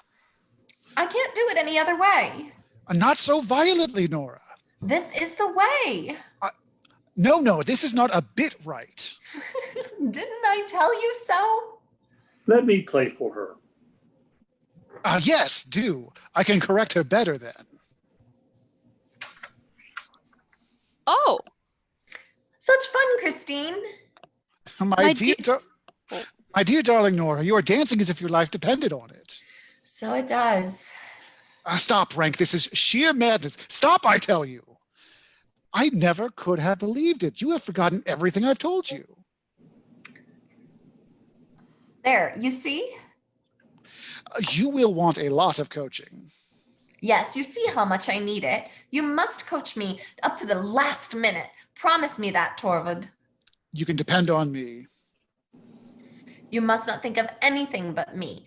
Either today or tomorrow, you mustn't open a single letter, not even open the letterbox. You are still afraid of that fellow. Yes, indeed I am. Nora, I can tell from your looks that there is a letter from him lying there. I don't know. I think there is, but you must not read anything of that kind now. Nothing horrid must come between us until this is all over. You mustn't contradict her. The child shall have her way. But tomorrow night, after you have danced, Then you will be free. Dinner is served, ma'am. We will have champagne, Helen. Very good, ma'am. hello, are we going to have a banquet? Yes, a champagne banquet until the small hours. And a few macaroons. Helen, lots, just for once. Oh, come, don't be so wild and nervous. Be my own little skylark as you're used. Yes, dear, I will. But go in now, and you too, Dr. Rank. Christine, you must help me do up my hair. I suppose there is nothing. She is not expecting anything. Far from it, my dear fellow. It is simply nothing more than this childish nervousness I was telling you of. Well, gone out of town. I could tell from your face. He's coming home tomorrow evening. I wrote a note for him. You should have left it alone. You must prevent nothing. After all, it is splendid to be waiting for a wonderful thing to happen. What is it that you're waiting for? Oh, you wouldn't understand. Go into them. I will come in a moment. 5 o'clock. 7 hours until midnight, and then 4 and 20 hours until the next midnight. Then the tarantella will be over. 24 and 7, 31 hours to live. Where's my little skylark? Here she is.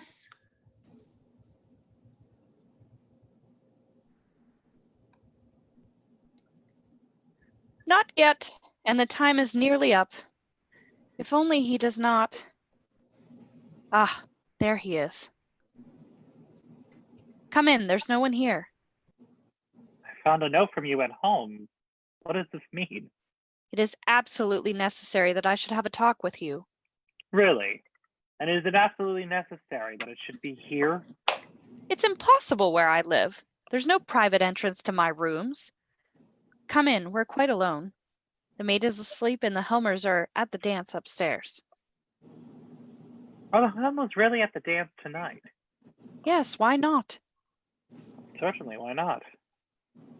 Now, Nils, let us have a talk. Can we two have anything to talk about? We have a great deal to talk about. I shouldn't have thought so.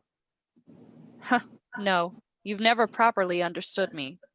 Was there anything else to understand except what was obvious to all the world? A heartless woman jilts a man when a more lucrative chance turns up? Do you believe I'm absolutely as heartless as all that? And do you believe I did it with a light heart? Didn't you? Nils, did you really think that? If it were as you say, why did you write to me as you did at that time? I could do nothing else. As I had to break with you, it was my duty to also put an end to all that you felt for me. That was it. And all this only for the sake of money. You must not forget that I had a helpless mother and 2 little brothers. We couldn't wait for you, Nils. Your prospects seemed hopeless then. That may be so, but you had no right to throw me over for anyone else's sake. Indeed, I don't know. Many a time I did ask myself if I had the right to do it. When I lost you, it was as if all the solid ground went from under my feet. Look at me now. I am a shipwrecked man clinging to a bit of wreckage. But help may be near. Was near, but then you came and stood in my way. Unintentionally, Nils. It was only today I learned it was your place I was going to take in the bank. I believe you if you say so. But now that you know it, are you not going to give it up to me? No, because that would not benefit you in the least. Oh, benefit. I would have done it whether or no. I have learned to act prudently. Life and hard, bitter necessity have taught me that. And life has taught me not to believe in fine speeches. Then life has taught you something very reasonable. But deeds you must believe in. And what do you mean by that? You said you were like a shipwrecked man clinging to some wreckage. I had good reason to say so. Well, I'm like a shipwrecked woman clinging to some wreckage. No one to mourn for, no one to care for. It was your own choice. There was no other choice. Well, Then- what now? What No, now? How would it be if 2 shipwrecked people could join forces? What are you saying? 2 on the same piece of wreckage would stand better chance than each on their own. Christine, What do you suppose brought me into town? do you mean that you gave me a thought? I could not endure life without work. All my life, as long as I can remember, I've worked, and it's been my greatest and only pleasure. But now I'm quite alone in the world. My life is so dreadfully empty, and I feel so forsaken. There's not the least pleasure in working for oneself. Nils, give me someone and something to work for. I don't trust that. It is nothing but a woman's overstrained sense of generosity that prompts you to make such an offer of yourself. Have you ever noticed anything of the sort in me? Could you really do it? Tell me, do you know at all about my past life? Yes. And do you know what they think of me here? You seem to me to imply that with me you might have been quite another man. I am certain of it. Was it too late now? Christine, are you saying this deliberately? Yes, I am sure you are. I see it in your face. Have you really the courage then? I want to be a mother to someone, and your children need a mother. We two need each other. Nils, I have faith in your real character. I can dare anything together with you. Thanks. Thanks, Christine. Now I shall find a way to clear myself in the eyes of the world. Ah, but I forgot. Hush! The Tarantella. Go, go! Why? What is it? Do you hear them up there? When that is over, we may expect them back. Yes, I will go, but it is all no use. Of course you are not aware of the steps I have taken in the matters of the Helmers. Yes, I know all about that. And in spite of that, you have the courage to... I understand very well to what lengths a man like you might get driven by despair. If I could only undo what I've done. You cannot. Your letter is lying in the letterbox now. Are you sure of that? Quite sure. But Is that what it all means? That you want to save your friend at any cost? Tell me frankly, is that it? Nils, a woman who has once sold herself for another's sake doesn't do it a second time. I will ask for my letter back. No. No, yes, of course I will. I will wait here until Helmer comes. I will tell him he must give me my letter back. That only concerns my dismissal, that he is not to read it. No, Nils, you must not recall your letter.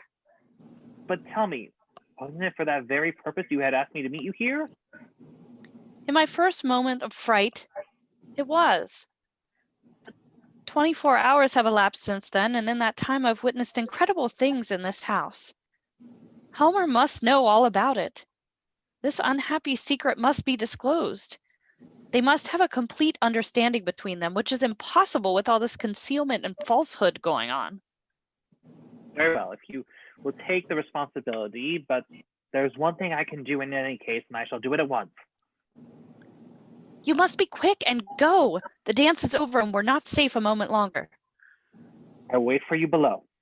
Yes, do. You must see me back to my door. I never had such amazing piece of good fortune in my life.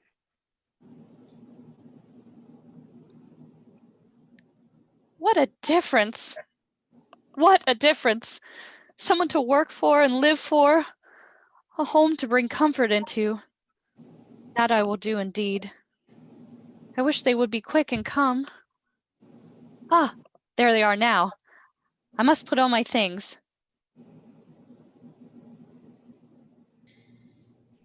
No. Don't take me in. I want to go upstairs. Again, I don't want to leave so early. But my dearest Nora, Please, Torvald, dear, please. Please, only an hour more. not a single minute, my dear Nora. You know that was our agreement. Come along into the room. You are catching cold standing there. Good evening. Christine. You here so late, Mrs. Lynde. Yes, you must excuse me. I was so anxious to see Nora in her dress. Have you been sitting here waiting for me? Yes, unfortunately I came too late and you'd already gone upstairs. I thought I couldn't go away again without having seen you. Yes, take a good look at her. I think she is worth looking at. Isn't she charming, Mrs. Lynde? Yes, indeed she is. Doesn't she look remarkably pretty? Everyone thought so at the dance, but she is terribly self-willed, the sweet little person. What are we to do with her? She will hardly believe that I had almost had to bring her away by force. Torvald, you will repent not having let me stay, even if it were only for half an hour. Listen to her, Mrs. Lynde. She had danced with Tarantella and had been a tremendous success, as it deserved. although possibly the performance was a trifle too realistic. A little more so, I mean, that was strictly compatible with the limitations of art. But never mind about that. The chief thing is she had made a success. She had made a tremendous success. Do you think I was going to let her remain there after that and spoil the effect? No, indeed. I took my charming little Capri maiden, my capricious little Capri maiden, I should say, on my arm, took one quick turn around the room, a curtsy on either side, and as they say in the novels, the beautiful apparition disappeared.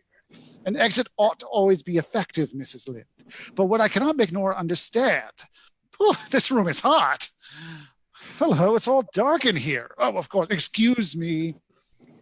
Well, I've had a talk with him. yes, and Nora, you must tell your husband all about it. I knew it. You have nothing to be afraid of as far as Krogstad is concerned, but you must tell him. I won't tell him. Then the letter will. Thank you, Christine. Now I know what I must do. Hush. Well, Mrs. Lind, have you admired her? Yes, and now I will say good night. What, already? Is this yours, this knitting? Yes, thank you. I'd nearly forgotten it. So you knit? Of course. Do you know, you ought to embroider. Really? Why? Yes, it's far more becoming. Let me show you. You hold the embroidery thus in your left hand, and the needle with your right, like this, with a long, easy sweep. Do you see? Yes, perhaps. But in the case of knitting, that can never be anything but ungraceful. Look here, the arms close together, the knitting needles going up and down. It has a sort of a Chinese effect. That was really excellent champagne they gave us. Well, good night, Nora. And don't be self-willed anymore. That's right, Mrs. Lind. Good night, Mr. Helmer. Good night, good night. I hope you will get home all right. I should be very happy to, but you don't have any great distance to go. Good night, good night. At last we have got rid of her. She is a frightful bore, that woman. Aren't you very tired, Torvald? No, not in the least. Nor sleepy? Not a bit. On the contrary, I feel extraordinarily lively. And you really look both tired and sleepy. Yes, I am very tired. I want to go to sleep at once. There, you see, it was quite right of me not to let you stay there any longer. Everything you do is quite right, Torvald. Now my little Skylark is speaking reasonably. Did you notice what Goodspear's rank was in this evening? Really? Was he? I didn't speak to him at all. And I very little, but I have not had a long time seen him in such good form. It is delightful to be at home by ourselves again, to be alone with you, you fascinating, charming little darling. Don't look at me like that, Torvald. Why shouldn't I look at my dearest treasure, all the beauty that is mine, all of my very own? You mustn't say things like that to me tonight. You have still got the Tarantella in your blood, I see, and it makes you more captivating than ever. Listen, the guests are beginning to go now. Nora, soon the whole house will be quiet. Yes, I hope so. Yes, my own darling Nora. Do you know that when I am at a party with you like this, why I speak so little to you, keep away from you, and only send a stolen glance at your direction now and then? Do you know why I do that? It is because I make believe to myself that we are secretly in love, and you are my secretly promised bride, and that no one suspects that there is anything between us. Yes, I know very well your thoughts are with me all the time. And when we are leaving and I put the shawl over your beautiful young shoulders, on your lovely neck, then I imagine that you are my young bride and that we have just come from the wedding and I am bringing you for the first time into our house, to be alone with you for the first time, quite alone with my shy little darling. All this evening I have longed for nothing but you. When I watched the seductive figures of the Tarantella, my blood was on fire. I could not endure it any longer, and that's why I brought you down so early. Go away, Torvald. You must let me go. I won't. What's that? You won't? You won't. Am I not your husband? Did you hear? Who is it? It is I. May I come in for a moment? What does he want now? Wait a minute. Come, that's kind of you not to pass by our door. I thought I heard your voice and felt as if I should like to look in. Ah, yes, these dear familiar rooms. You are very happy and cozy in here, you two. It seems to me that you looked after yourself pretty well upstairs, too. Excellently. Why shouldn't I? Why shouldn't one enjoy everything in this world? At any rate, as much as one can, and as long as one can. The wine was capital. Especially the champagne. So you noticed that too. It is almost incredible how much I managed to put away. Torvald drank a great deal of champagne tonight, too. Did he? Yes, and he's always in such good spirits afterwards. Well, why should one not enjoy a merry evening after a well-spent day? Well spent. I'm afraid I can't take credit for that. But I can, you know. Dr. Rank, you must have been occupied with some scientific investigation today. Exactly. Just listen. Little Nora talking about scientific investigations. And may I congratulate you on the result? Indeed you may. Was it favorable then? The best possible for both doctor and patient, certainly. Certainty? Absolute certainty. So wasn't I entitled to make a merry evening of it after that? Yes, you certainly were, Dr. Rank. I think so too, as long as you don't have to pay for it in the morning. Oh, well, one can't have everything in this life without paying for it. Dr. Rank, are you fond of fancy dress balls? Yes, if there's a lot of pretty costumes.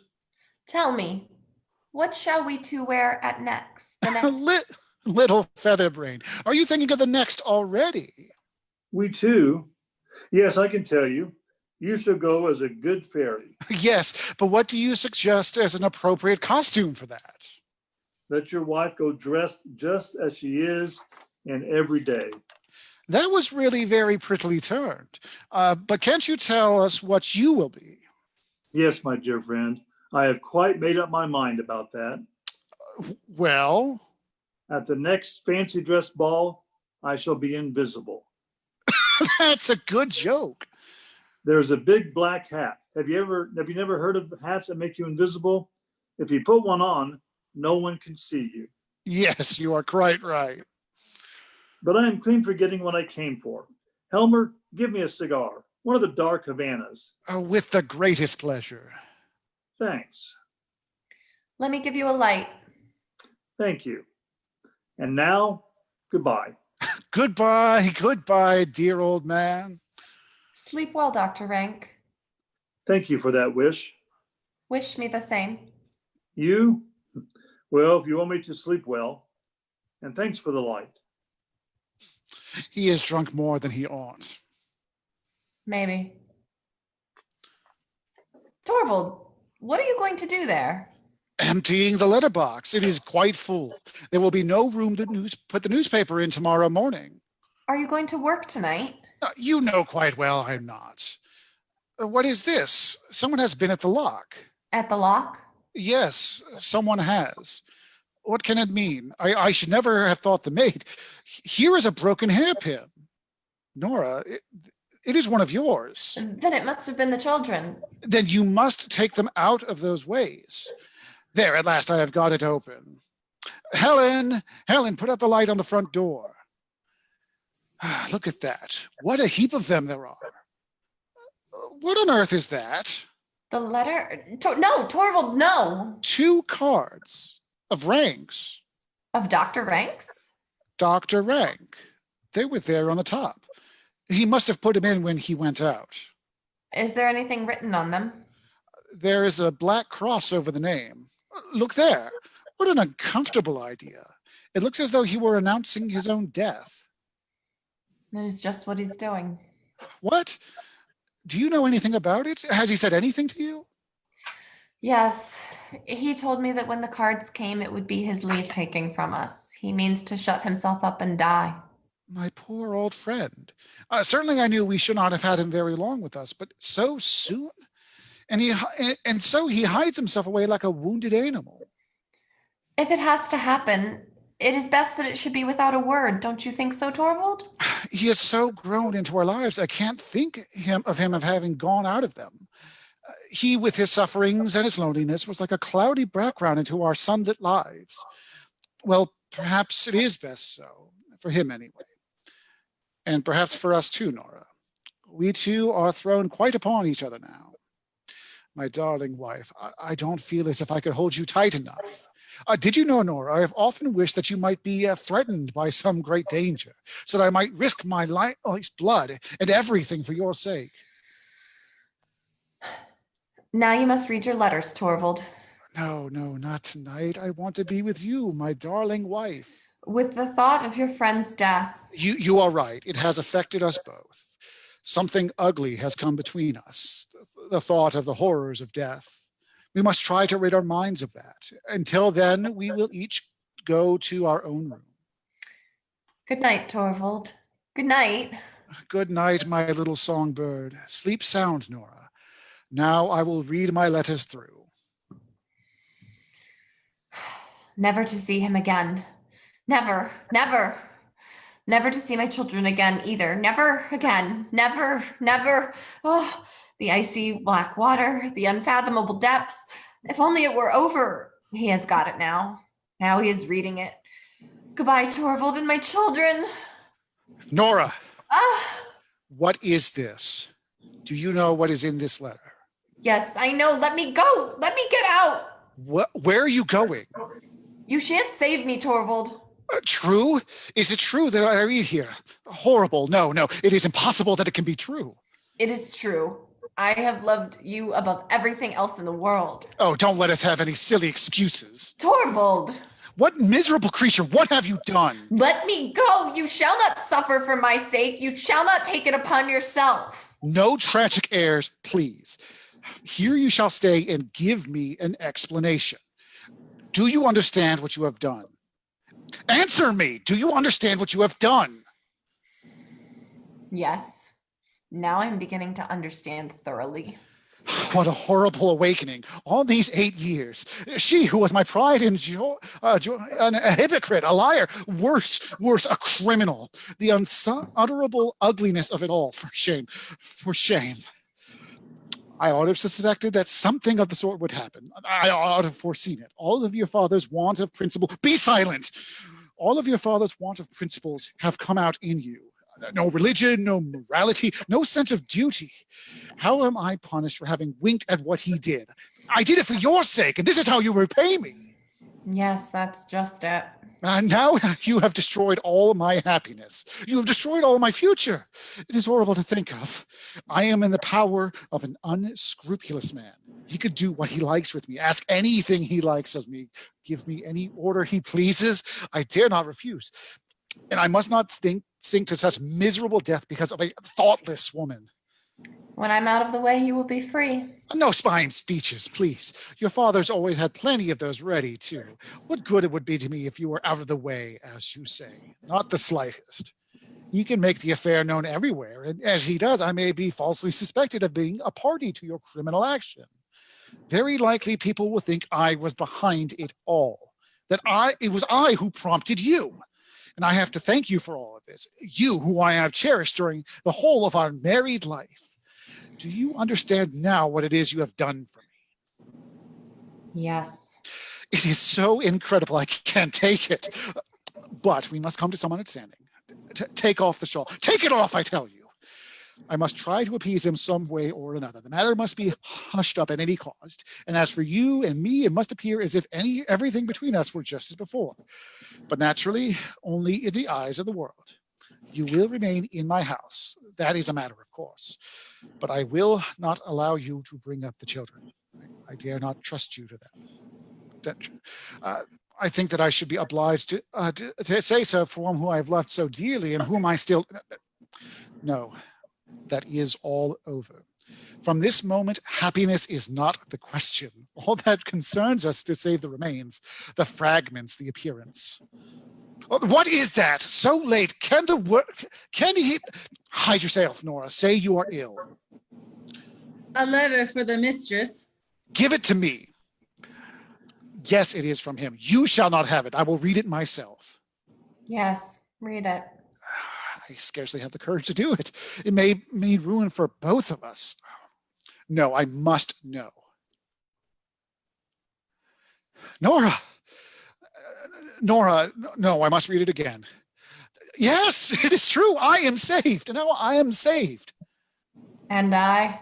You too, of course. We are both saved, both you and I. Look, he sends you your bond back. He says he regrets and repents. That's a happy change in his life. Never mind what he says. We are saved, Nora. No one can do anything to you. Oh, Nora. Nora. First, I must destroy all these hateful things. Let me see. No, I won't look at it. The whole thing shall be nothing but a bad dream to me. There. Now it doesn't exist any longer. He says that since Christmas Eve, these must have been dreadful days for you, Nora. I have fought a hard fight these 3 days. And suffered agonies and seen no way out. But no, we won't call any of those horrors to mind. We will only shout with joy and keep saying, it's all over, it's all over. Listen to me, Nora. You don't seem to realize that it is all over. What is this? What a cold, sad, set face.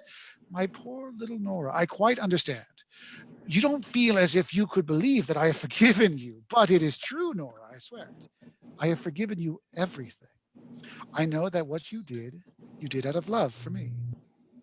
That is true. You have loved me as a wife ought to love her husband.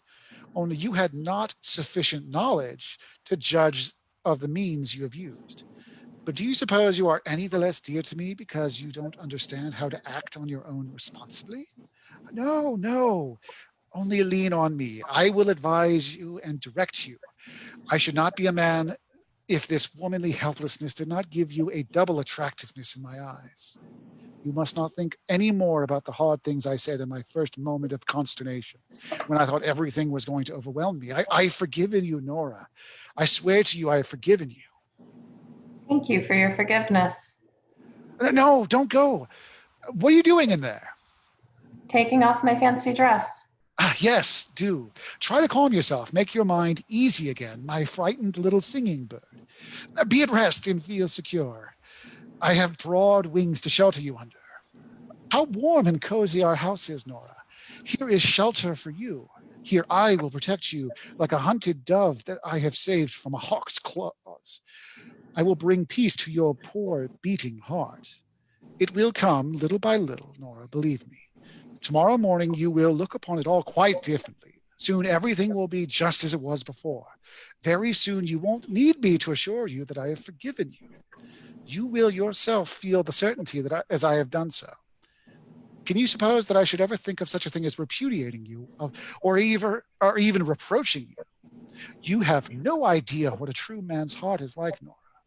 There is something so indescribably sweet and satisfying to a man in the knowledge that he has forgiven his wife, forgiven her freely and with all his heart. It seems as if that had made her, as it were, doubly his own. He has given her a new life, so to speak, and he has in a way she has become both wife and child to him. So shall you be for me after this, my scared little helpless darling. Have no anxiety about anything, Nora. Only be frank and open with me, and I will serve you well, and as conscience both to you. What is this? Not gone to bed? Have you changed your things? Yes, Torvald, I have changed my things now. But what for? So late is this? I shall not sleep tonight. Oh, but my dear Nora. It is not so very late. Sit down here, Torvald. You and I have much to say to one another. Nora, what is this cold, set face? Sit down. It will take some time. I have a lot to talk over with you. You alarm me, Nora, and I don't understand you. No, that is just it. You don't understand me. And I've never understood you either before tonight. No, you mustn't interrupt me. You must simply listen to what I say. Torvald, this is a settling of accounts. What do you mean by that? Isn't there one thing that strikes you as strange in our sitting here like this? What is that? We have been married now 8 years. Does it not occur to you that this is the first time that we two, you and I, husband and wife, have had a serious conversation?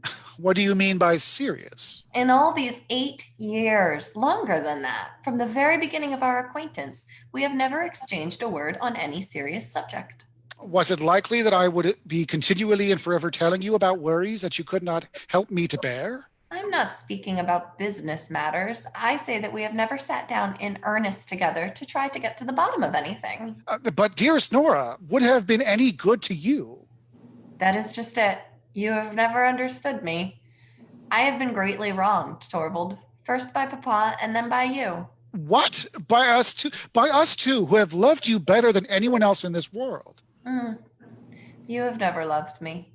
You have only thought it pleasant to be in love with me. Nora, what do I hear you saying? It is perfectly true, Torvald. When I was at home with Papa, he told me his opinion about everything. And so I had the same opinions. And if I differed from him, I concealed the fact because he would not have liked it. He called me his doll child, and he played with me just as I used to play with my dolls. And when I came to live with you, What sort of expression is that to use about our marriage? I mean that I was simply transferred from Papa's hands into yours. You arranged everything according to your own taste, and so I got the same tastes as you, or else I pretended to, and I'm really not quite sure which. I think sometimes the one and sometimes the other. When I look back on it, it seems to me as if I had been living here like a poor woman, just from hand to mouth. I have existed merely to perform tricks for you, Torvald, but you would have it so. You and Papa have committed a great sin against me. It is your fault I have made nothing of my life. How unreasonable and how ungrateful you are, Nora. Have you not been happy here? No, I have never been happy. I thought I was, but it has never really been so. Not happy. No, only merry. And you have always been so kind to me. But our home has been nothing but a playroom. I have been your doll wife, just as at home I was Papa's doll child. And here the children have been my dolls. I thought it great fun when you played with me, just as they thought it great fun when I played with them. That is what our marriage has been, Torvald. There is some truth in what you say, exaggerated and strained as your view of it is. But for the future, it shall be different. Playtime shall be over and lesson time shall begin. Whose lessons? Mine or the children's? Both yours and the children's, my dear Nora. Alas, Torvald, you are not the man to educate me into being a proper wife for you. And you can say that. And how am I fitted to bring up the children? Nora! Didn't you say so yourself just a little while ago, that you dare not trust me to bring them up? In a moment of anger, why do you pay any heed to that? Indeed, you were perfectly right. I am not fit for the task. There is another task I must undertake first. I must try and educate myself. You are not the man to help me in that. I must do it for myself. And that is why I'm going to leave you now. What do you say? I must stand quite alone if I am to understand myself and everything about me. It is for that reason that I cannot remain with you any longer. Nora! I am going to go away from here now, at once. I am sure Christine will take me in for the night. You are out of your mind. I won't allow it. I forbid it. It is no use forbidding me anything any longer. I will take with me what belongs to myself. I will take nothing from you, either now or later. What sort of madness is this? Tomorrow I shall go home. I mean, to my old home. It will be easiest for me to find something to do there. You blind, foolish woman! I must try and get some senses, Torvald. To desert your home, your husband, and your children. And you don't consider what people will say. I cannot consider that at all. I only know what is necessary for me. It's shocking. That is how you would neglect your most sacred duties. What do you consider my most sacred duties? Do I need to tell you that? Are they not your duties to your husband and your children? I have other duties just as sacred. That you have not. What other duties could there be? Duties to myself. Before all else, you are a wife and a mother. I don't believe that any longer. I believe that before all else, I am a reasonable human being, just as you are, or all events that I might try and become one. I know quite well, Torvald, that most people would think you right, and that views of that kind are to be found in books. But I can no longer content myself with what most people say or what is found in books. I must think things over for myself and get to understand them. Can you not understand your place in your own home? Have you not a reliable guide in such matters as that? Have you no religion? I'm afraid, Torvald, that I don't know exactly what religion is. What are you saying? I know nothing but what the clergyman said when I went to be confirmed. He told us that religion was this and that and the other. When I'm away from all this and am alone, I will look into that matter too. I will see if what the clergyman said is true, or if in all events it's true for me. This is unheard of in a girl your age. But if religion cannot lead you all right, let me try and awaken your conscience. I suppose you have some moral sense, or answer me, am I to think you have none? Oh, I assure you, Torvald, that it is not an easy question to answer. I really don't know. The thing perplexes me altogether. I only know that you and I look at it in quite a different light. I am learning too that the law is quite another thing from what I supposed, but I find it impossible to convince myself that the law is right. According to it, a woman has no right to spare her old dying father or to save her husband's life. I can't believe that. You talk like a child. You don't understand the conditions of the world in which you live. No, I don't. But now I'm going to try. I'm going to see if I can make out who is right, the world or I. You are ill, Nora. You are delirious. I almost think you are out of your mind. I have never felt my mind so clear and certain as tonight. And it is with a clear and certain mind that you forsake your husband and your children. Yes, it is. Then there is only one possible explanation. What is that? You do not love me anymore. No, that is just it. Nora, and you can say that? It gives me great pain, Torvald, for you have always been so kind to me, but I cannot help it. I do not love you anymore. Is that a clear and certain conviction too? Yes, absolutely clear and certain. That is the reason why I will not stay here any longer. And can you tell me what I have done to forfeit your love? Yes, indeed I can. It was tonight when the wonderful thing did not happen. Then I saw you were not the man I thought you were. Explain yourself better. I don't understand you. I have waited so patiently for 8 years. For goodness knows, I knew very well that wonderful things don't happen every day. Then this horrible misfortune came upon me, and then I felt quite certain that the wonderful thing was going to happen at last. When Krogstad's letter was lying out there, never for a moment did I imagine that you would consent to accept this man's conditions. I was so absolutely certain that you would say to him, publish the thing to the whole world. And when that was done... Yes, what then? When I had exposed my wife to shame and disgrace. When that was done, I was so absolutely certain you would come forward and take everything upon yourself and say, I am the guilty one. Nora! You mean that I would never have accepted such a sacrifice on your part? No, of course not. But what would my assurances have been worth against yours? That was the wonderful thing which I hoped for and feared, and it was to prevent that I wanted to kill myself. I would gladly work night and day for you, Nora, bear sorrow and want for your sake, but no man would sacrifice his honor for the one he loves. It is a thing hundreds of thousands of women have done. Oh, you think like a heedless child. Maybe, but you neither think nor talk like the man I could bind myself to. As soon as your fear was over, and it was not fear for what threatened me, but fear for what might happen to you, when the whole thing was past, as far as you were concerned, it was exactly as if nothing at all had happened. Exactly as before. I was your little skylark, your doll, which would be in future treat you with doubly gentle care, because it was so brittle and fragile. Torvald, it was then it dawned upon me that for 8 years I have been living here with a strange man and had borne him 3 children. Oh, I can't bear to think of that. I could tear myself into little bits. I see. An abyss has opened between us. There is no denying it. But Nora, would it not be possible to fill it up? As I am now, I am no wife for you. I have it in me to become a different man. Perhaps, if your doll is taken away from you. But to part from you, no, Nora, I can't understand that idea. That makes it all the more certain that it must be done. Nora, not now. Wait until tomorrow. I cannot spend the night in a strange man's room. Can't we live here like brother and sister?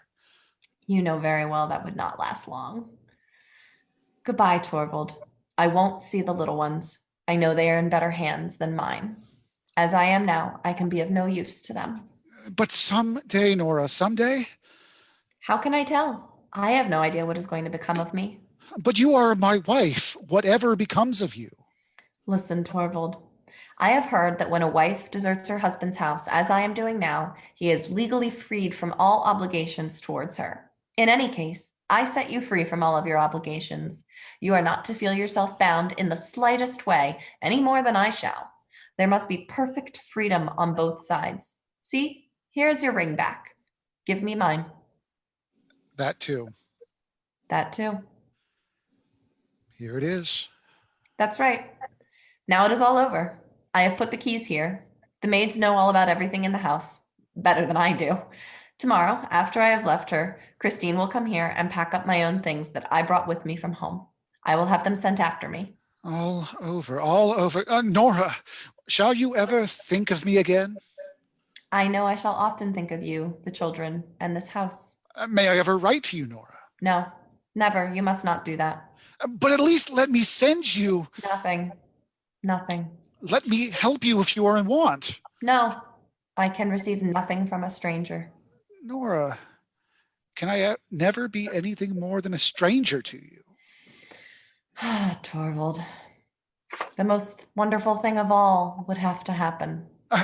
Tell me what that would be. Both you and I would have to be so changed that...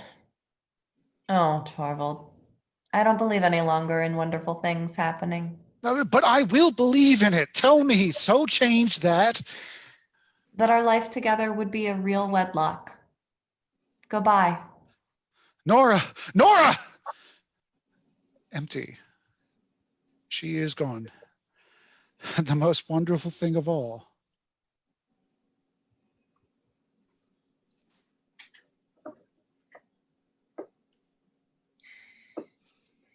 Guys, that was fantastic. Thank you so much for joining us for, I think we're on number 10. There we go, double digits. 10. Dang, I didn't even start picking up on these until like number 7. I'm gonna have to keep an eye on these. Yeah, so, grab my notes here. Our next two, we have 2 left that are scheduled. The first one will be, oh, I didn't know Carlina was on. Hi, Carlina. Sorry. That's my Squirrel. sister. Basically, my family is who's on, other than Ryan. Yeah, I've done some theater with both Tashina and Carlina, so I was excited to see her name. So our next 2, we have 2 left on our schedule for these virtual readings right now. Next Thursday will be She Kills Monsters, and it's a slightly different version. It's called Virtual Realms. It was designed specifically to be done on Zoom calls. So that will be next week. It's a really cool story. It is very much based in fantasy and like Dungeons and Dragons. It's a really cool play. So I'm really excited for that one. I also like it because it's a little bit of a girl power play. Definitely has many more female roles, which, as is often the case with community theater, even virtually, we tend to have more females signed up than men.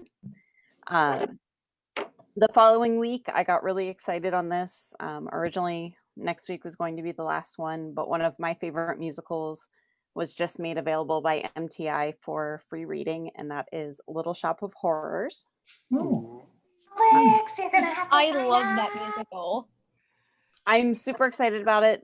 Some of you may know Playmakers was supposed to do it in 2018, and we actually weren't able to get the rights. I will say that it is because I was involved, because my middle name should just be Rights Not Available. I was to produce it. We ended up doing Sweeney Todd instead, which I love, but it was also the show that almost broke me. But I'm excited to circle back to Little Shop, so we will be doing that on June 11th. Also keep an eye out. I'm going to put out a little bit of a survey to see how we feel about continuing to do the virtual readings. Obviously, we're going in phase 1 tomorrow, so we're not as tied to our homes. But on the flip side, we know that we still aren't going to be able to do theater for a while, so I kind of want to get everybody's opinion on that. So I will be emailing it. It will also be on Playmaker's social media. It will only be a couple of questions. I do ask that if you can take the time, please help give me some feedback so that we know where to go with this next. I had no idea in March that this was going to become a weekly project for me, but it really has become a weekly labor of love. Casting is always agony. We have a small committee that does it. But it's also been really cool to get to experience some plays that I'm not as familiar with and to revisit some that I really love. And then the last thing, we have been streaming this on Facebook. Once the recording renders, I will also be adding it to our YouTube channel. If you are not following or subscribed to the Facebook or the YouTube channel for Playmakers, sorry guys, my brain shut off like hours ago. If you're not subscribed to our YouTube channel, please consider doing so. We're trying to get to at least 100 subscribers so that we can get some of the additional features that will be available. We are in the process of uploading a lot of our old videos. We've added videos from 42nd Street, Beauty and the Beast. This may be of interest of 2 people in this group, but our Puffs videos are in the process of uploading right now. I think 2 of them are on there, but all of the videos that we had will be added to the YouTube channel. They're actually already set to upload. I just didn't want to upload 40 something videos all at once, so they are kind of slowly trickling in. And yeah, so thank you guys so much. I hope that you enjoyed this as much as I did. Thank And you. hopefully I will Thank see you. you soon. Thank you very much. Thank you. Thank you. Bye. Thank you. Thank you. Everyone have a good night. Thanks, you Bye-bye. too. Good Bye. night. Bye. It was really fun. Night. Really fun. Yeah, it was great.